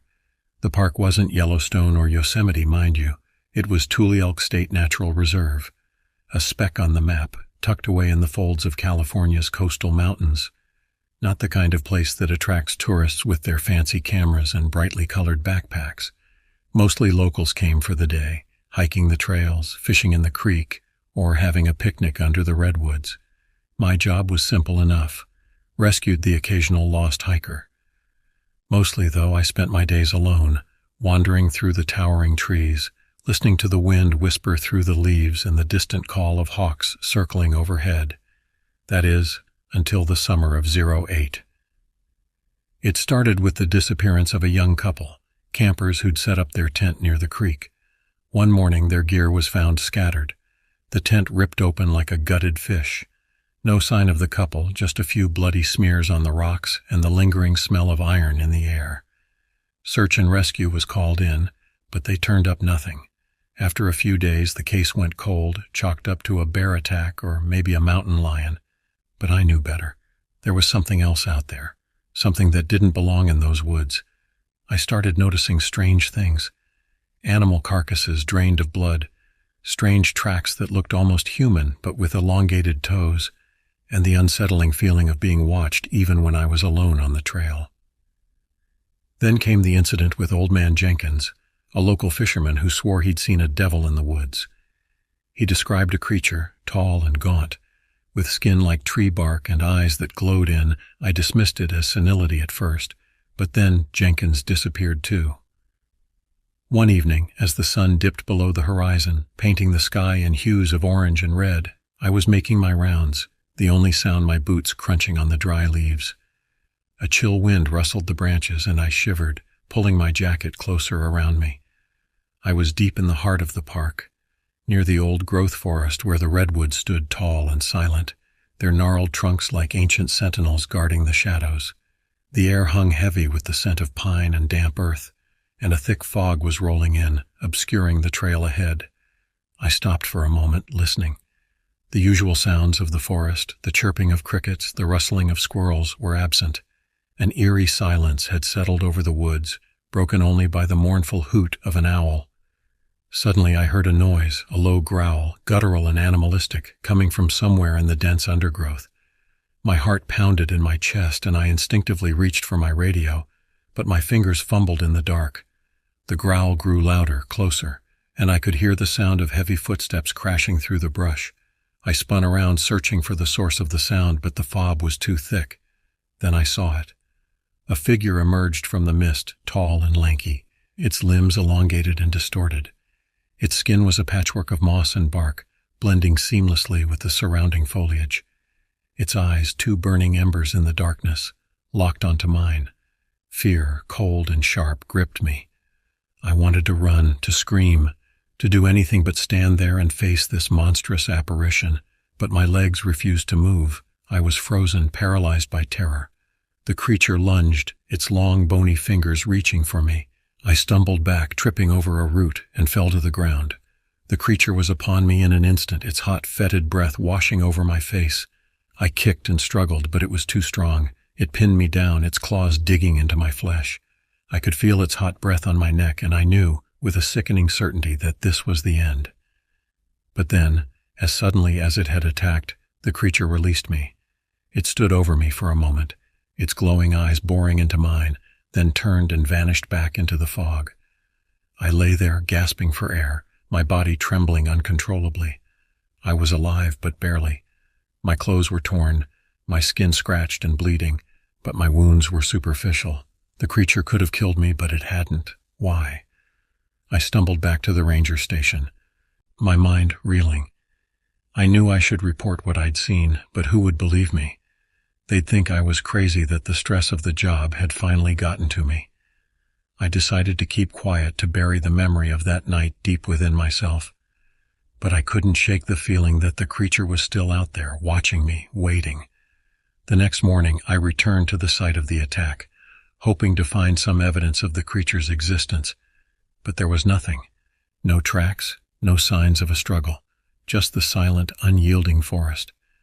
I tried to go back to my normal routine, but everything had changed. I couldn't sleep, couldn't eat, couldn't focus on anything but the creature and the terror it had instilled in me. I became a recluse, avoiding contact with others, spending my days holed up in my cabin, drinking to numb the pain and fear. One night, as I sat alone in the darkness, a thought struck me. If the creature was real, if it was responsible for the disappearances, then it must have a lair, a place where it hid its victims. I spent the next few days scouring the park, searching for any sign of the creature's dwelling. I followed animal trails, climbed steep ravines, and explored hidden caves, but found nothing.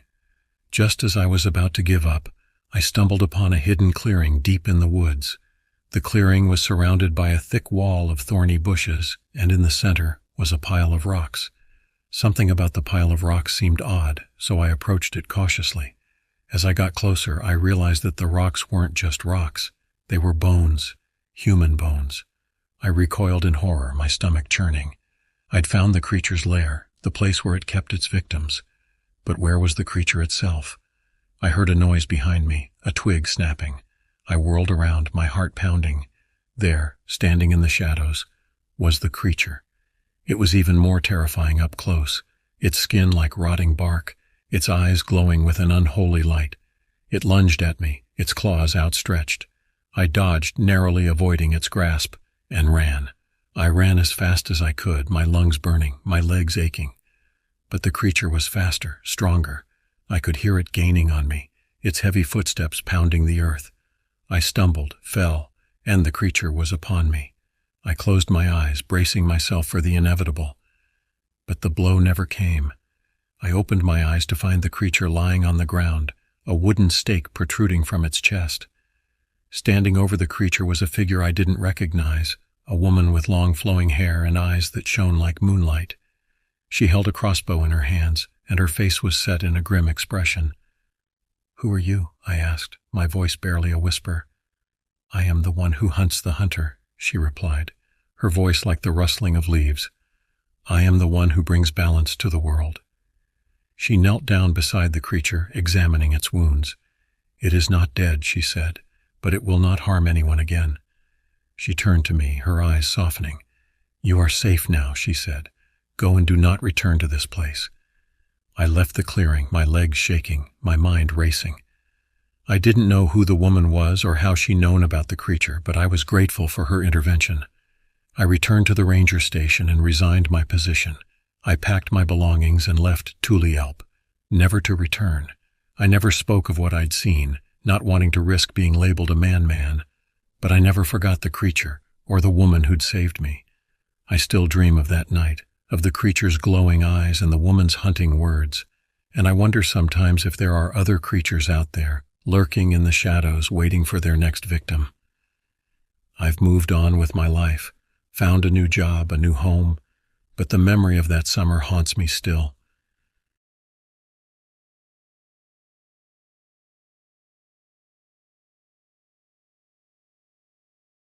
I decided to take a break from work, get away from the city.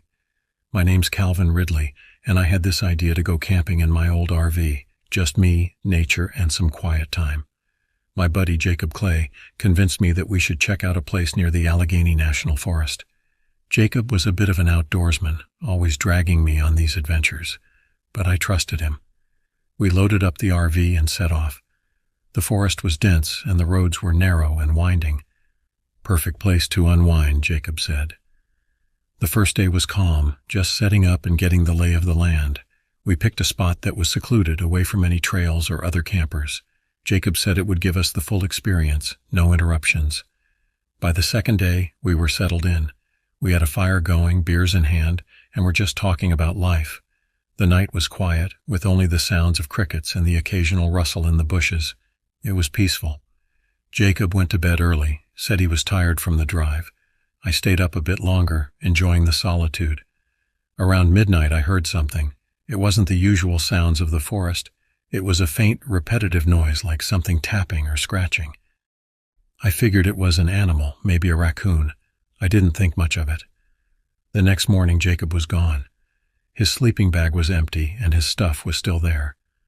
I called out for him, thinking maybe he went for a morning hike, but there was no answer.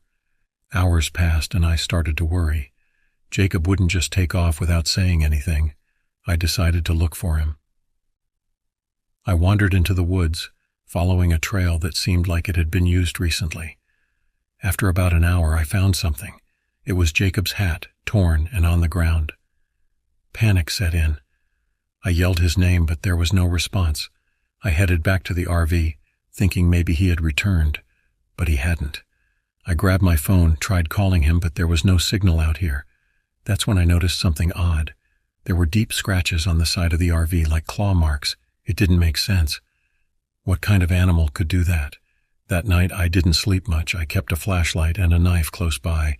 Every sound seemed amplified. Every rustle in the leaves made my heart race. Around 2 a.m. I heard it again. That tapping, scratching noise, but louder. It was coming from outside. I peered through the window but saw nothing. Suddenly there was a loud thud against the RV. I jumped, heart pounding. I didn't dare go outside. I stayed inside, listening, waiting.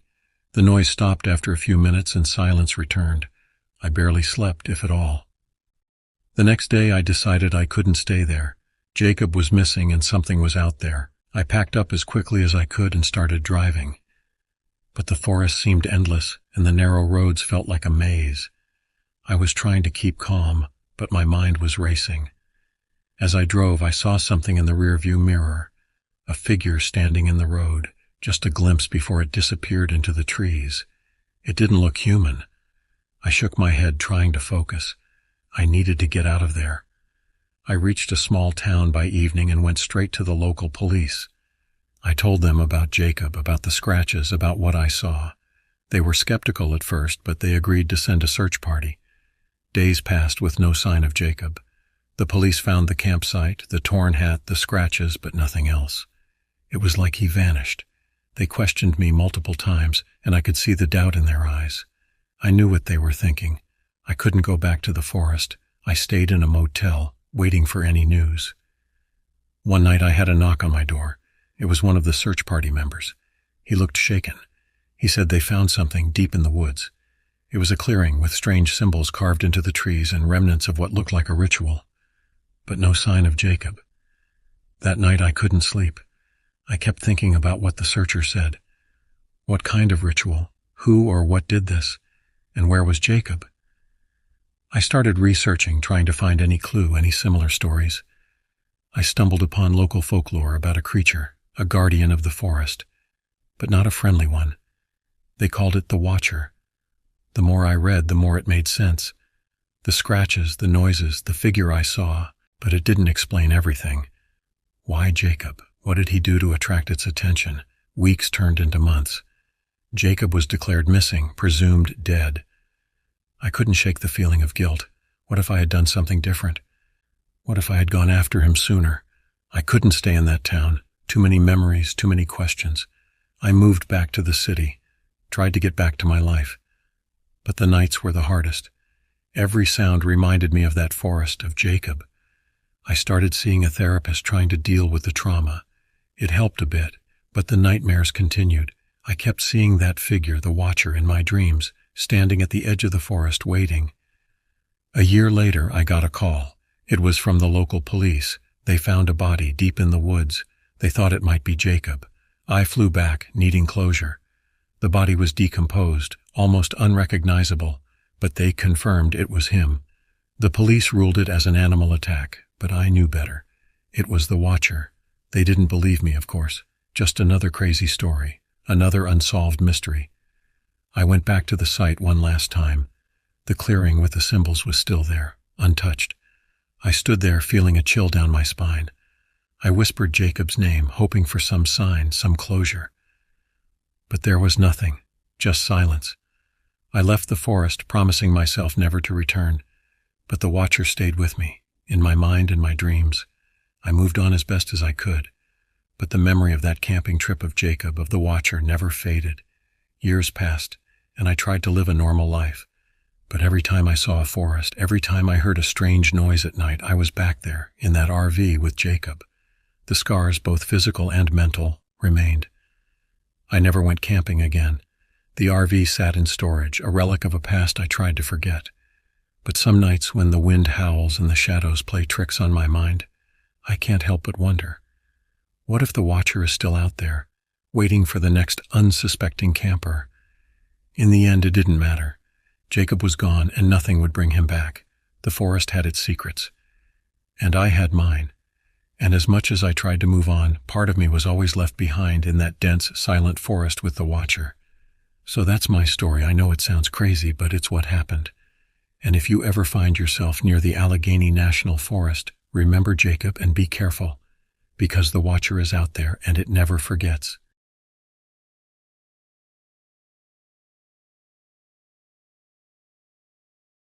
When this story happened, I was around 10 years old, so some of the memories might be a little fuzzy. But there are certain moments, certain images that remain seared into my mind, as vivid and terrifying as the day they occurred. This all took place when I was in 5th or 6th grade, during what was supposed to be an exciting adventure with my two best friends. My name is Alex, and back then I was just a regular kid growing up in suburban New Jersey. I lived on a quiet street lined with identical houses, each with its perfectly manicured lawn and white picket fence. It was the kind of neighborhood where everyone knew everyone else, where kids played outside until the streetlights came on, and where the biggest excitement was usually the annual block party. My two best friends were Shay and Dan. We had been inseparable since kindergarten, bound together by our shared love of video games, comic books, and anything related to the outdoors. Shay was the daredevil of our group, always pushing us to try new things and take risks. She had wild, curly red hair that matched her fiery personality and was never afraid to speak her mind. Dan, on the other hand, was the cautious one. He was tall for his age, with glasses that always seemed to be slipping down his nose, and he had a knack for remembering random facts about animals and nature. It was Shay who first brought up the idea of camping. We were sitting in her treehouse one lazy Saturday afternoon in early summer, flipping through an old National Geographic magazine we'd found in her attic. "Wouldn't it be awesome to do this?" Shay asked, pointing to a picture of a family gathered around a campfire in the woods. Dan peered over her shoulder, adjusting his glasses. "I don't know, Shay. There could be bears or wolves out there." I remember rolling my eyes at Dan's typical caution. "Come on, Dan. When was the last time you heard about a wolf in New Jersey?" "Actually," Dan began in that know-it-all tone he sometimes adopted, "there have been reported sightings of eastern wolves in the state, although they're extremely rare and—" Okay, Shay cut him off, laughing. "The point is, it would be amazing. Just think about it, sleeping under the stars, roasting marshmallows, telling ghost stories." I have to admit, the idea did sound appealing. Growing up in the suburbs, our exposure to true wilderness had been limited to the small patch of woods behind our school and occasional trips to the local park. The thought of a real camping trip, out in the deep woods, sparked something in me, a sense of adventure I didn't even know I had. "I'm in," I said, surprising even myself with my enthusiasm. Dan looked hesitant, but Shay's excitement was contagious. "Fine," he sighed, "but only if our parents agree." Little did we know then that convincing our parents would be the easiest part of our adventure. The true challenge and the terror lay waiting for us in the depths of the New Jersey woods. Convincing our parents turned out to be a months-long campaign of begging, bargaining, and promises. We made PowerPoint presentations outlining the benefits of camping for children's development, Dan's idea, created detailed packing lists and safety plans, my contribution, and even offered to do extra chores around the house, Shay's last-ditch effort. Finally, after what felt like an eternity of pleading, our parents relented. They agreed to take us camping for a long weekend in the Pine Barrens, a vast forested area in southern New Jersey. The catch was that they would be coming with us, a condition we readily accepted, too excited about the prospect of our adventure to care about parental supervision. The weeks leading up to the trip were a flurry of activity. We spent our afternoons after school researching camping tips, watching survival shows, and practicing setting up tents in Shay's backyard. Dan, ever the worrier, insisted on learning how to identify poison ivy and which berries were safe to eat in the wild. Shay focused on mastering the art of starting a fire with nothing but sticks and determination, much to the concern of her parents. As for me, I threw myself into planning our exploration routes, poring over maps of the Pine Barrens and dreaming of the adventures that awaited us. The night before our departure, I lay in bed, too excited to sleep. My backpack was packed and repacked, sitting by the door like a faithful companion ready for the journey ahead. As I stared at the glow-in-the-dark stars on my ceiling, I imagined the real stars we'd see out in the wilderness, far from the light pollution of our town. Little did I know that those same stars would soon be witness to an encounter that would change my life forever. The morning of our departure dawned bright and clear, a perfect day for the start of our adventure. We piled into 2 cars, Shay and her parents in one, Dan and his family in another, and me with my mom and dad. The drive to the Pine Barrens took about 2 hours, but it felt like an eternity. We played every car game we could think of, from I Spy to the license plate game, anything to make the time pass faster. As we drove deeper into southern New Jersey, the landscape began to change. The familiar suburbs gave way to farmland, and then gradually the trees began to close in around us. I remember pressing my face against the window, watching in awe as the forest thickened, the tall pines creating a green tunnel around the road. "Look how dense it is," I said, my voice filled with a mixture of excitement and apprehension. My dad chuckled from the driver's seat. "That's why they call it the Pine Barrens, kiddo. It's one of the largest areas of undeveloped land on the East Coast." As we continued driving, the signs of civilization became fewer and farther between.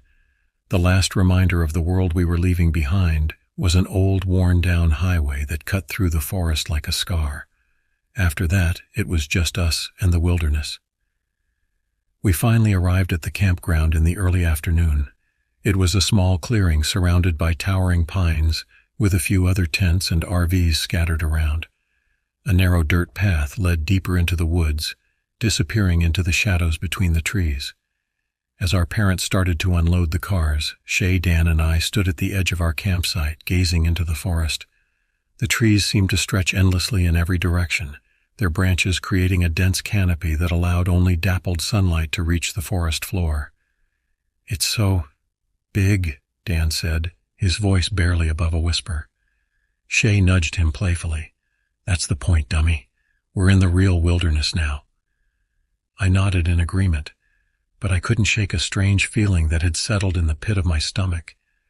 It was as if the forest was watching us, waiting. I shook my head, trying to dismiss the thought. We were here for an adventure after all.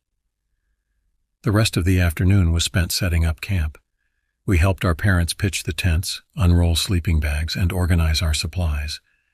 By the time everything was set up, the sun was starting to dip lower in the sky, casting long shadows across our campsite. As our parents started preparing dinner over the campfire, Shay, Dan, and I sat on a fallen log at the edge of our site, our eyes continually drawn to the path leading into the woods. "So," Shay said, her voice low and excited, "when do we go exploring?" Dan shifted nervously. "I don't know, guys. Maybe we should stick close to camp. We don't know what's out there." I found myself torn. Part of me was burning with curiosity about what lay beyond that path, but another part, a part I wasn't quite ready to acknowledge, was afraid. "We'll ask our parents after dinner," I suggested, a compromise that seemed to satisfy both Shay's eagerness and Dan's caution. As we ate our hot dogs and s'mores around the campfire that night, listening to our parents chat and laugh, I couldn't help but feel a sense of anticipation. The real adventure, I was sure, was still to come. If only I had known then what awaited us in the depths of those woods, I might have been content to stay by that fire forever. The next morning dawned misty and cool, the kind of day that promised warmth once the sun burned through the fog. We woke early, the unfamiliar sounds of the forest stirring us from sleep before our parents were even up. As we huddled around the rekindled campfire, clutching mugs of hot chocolate, we resumed our whispered planning from the night before. "Today's the day," Shay said, her eyes glinting with excitement. "We have to go exploring." Dan, predictably, looked nervous. "I don't know, guys. Remember what the park ranger said yesterday about staying on marked trails?" I found myself nodding along with Dan, surprising myself. The forest looked different in the early morning light, more mysterious and somehow more forbidding. But Shay wasn't about to let our adventure be derailed by caution. "Come on, where's your sense of adventure?" she prodded. "We'll be careful. Besides, we have our emergency whistles and compasses. What could go wrong?" If only we had known then how hollow those words would sound in just a few hours. After a breakfast of slightly burned pancakes, courtesy of my dad's questionable camping chef skills, we approached our parents with our proposal. To our surprise, after some discussion and a lot of rule-setting, they agreed to let us explore, but only for a few hours, and we had to stay within whistle range of the campsite. With our backpacks filled with snacks, water bottles, and our emergency kits, Dan's idea, of course, we set off down the narrow path leading away from our campsite. The excitement was palpable as we stepped into the cool shade of the forest, the sounds of our campsite fading behind us. At first, our exploration was everything we had hoped for. The forest was alive with sounds and movements. We saw squirrels scampering up trees, colorful birds flitting between branches, and even a family of raccoons that watched us curiously from a hollow log. Dan, in his element, rattled off facts about every plant and animal we encountered. "Did you know that the Pine Barrens are home to over 50 species of mammals?" he said, adjusting his glasses as he peered at a set of tracks in the soft earth. Shay rolled her eyes but smiled. "Okay, nature boy. Any of those 50 species going to eat us?"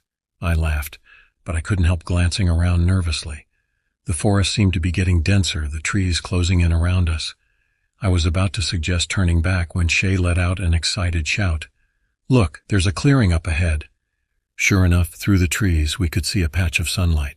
We hurried forward, eager to see what we would find. The clearing was small, maybe 30 feet across, ringed by ancient-looking pines. In the center was a cluster of large, moss-covered rocks. It looked like something out of a fairy tale, a secret glade hidden in the heart of the forest. "This is amazing," I breathed, turning in a slow circle to take it all in. Dan was examining the rocks, his forehead creased in concentration. "These don't look natural," he said. "I think they might be arranged in some kind of pattern." Shay had already scrambled to the top of the largest boulder. "Who cares? Check out the view from up here." I was about to join her when I noticed something that made my blood run cold. The sun, which had been high in the sky when we left camp, was now noticeably lower. How long had we been walking? "Guys," I said, my voice shaky, "I think we should head back. It's getting late." Shay jumped down from the rock, landing with a soft thud on the forest floor. "Yeah, you're probably right. Which way did we come from?" And that's when the first tendril of real fear crept into my stomach. I turned, trying to spot the path we had taken into the clearing, but everywhere I looked, I saw only trees, dense, dark, and identical. Dan must have realized the same thing because his face had gone pale. We didn't mark our trail, did we?" The silence that followed was deafening. We had been so caught up in our excitement, so sure of ourselves, that we had completely lost track of our route. As the reality of our situation sank in, the forest around us seemed to grow darker, more menacing. "It's okay," Shay said, but her voice lacked its usual confidence. "We have our compasses, right? We just need to figure out which direction the campsite is." We huddled together, pulling out our compasses with shaking hands.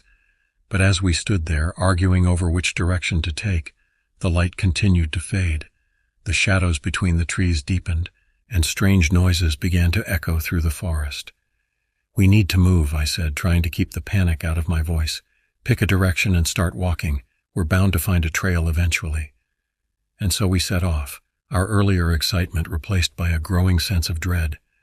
With each step, the forest seemed to close in around us, the trees looming overhead like silent sentinels. As darkness fell, we pulled out our flashlights, cheap plastic things that barely cut through the gloom. We walked for what felt like hours, calling out periodically in hopes that someone from the campsite would hear us. But our voices seemed swallowed up by the vastness of the forest, lost among the rustling leaves and creaking branches. It was Dan who first suggested we stop and rest. We found another small clearing and sat down on some rocks, our legs aching and our spirits low. That's when we heard it, a sound that would haunt my nightmares for years to come. It started as a low growl, barely audible over the ambient noises of the forest, but it grew louder, closer, until it seemed to surround us. We huddled together, our flashlights darting frantically between the trees, and then we saw it. There, at the edge of our meager circle of light, stood a figure that defied explanation. At first glance, I thought it was a bear, its massive form easily 7 or 8 feet tall. But as it moved closer, I realized with growing horror that this was no ordinary animal. Its body was covered in thick, matted fur, black as the shadows it emerged from. But it was the creature's head that sent icy tendrils of terror down my spine. The face was unmistakably canine, with a long snout and pointed ears that swiveled towards us. But the eyes were what truly paralyzed me with fear. They glowed an unnatural, piercing yellow, filled with an intelligence that seemed far too human. For a moment that stretched into eternity, we stared at the creature and it stared back at us. I could hear Shay's ragged breathing beside me, feel Dan trembling on my other side. My own heart was pounding so hard I was sure it would burst from my chest. Then, as if a spell had been broken, Shay screamed. The sound shattered the unnatural silence of the forest, and in that instant chaos erupted. The creature let out a bone-chilling howl, a sound that seemed to shake the very ground beneath our feet, and we ran. I don't remember consciously deciding to flee. One moment we were frozen in terror, and the next we were crashing through the underbrush, branches whipping at our faces, roots threatening to trip us with every step. I could hear the creature behind us, its heavy footfalls shaking the earth, its howls echoing through the trees. We ran blindly, our earlier concerns about direction forgotten in our desperate flight. Shay was in the lead, her red hair streaming behind her like a banner. Dan was beside me, his longer legs keeping pace despite his usual lack of athleticism. And behind us, I didn't dare look back, but I could feel the creature's presence, an oppressive weight bearing down on us. How long we ran I couldn't say. Time seemed to lose all meaning in that nightmarish chase. But eventually, miraculously, I began to hear something beyond the pounding of my heart and the creature's howls. Voices, human voices. There, I gasped, pointing towards a faint glow through the trees. The campsite. With a final burst of speed, we broke through the tree line and into the familiar clearing of our campground. I've never been so glad to see a cluster of tents and RVs in my life. Our parents, who had clearly been out searching for us, swarmed around us immediately. There were hugs and scoldings, questions and exclamations of relief. But all I could do was stare back at the dark line of trees, my heart still racing, waiting.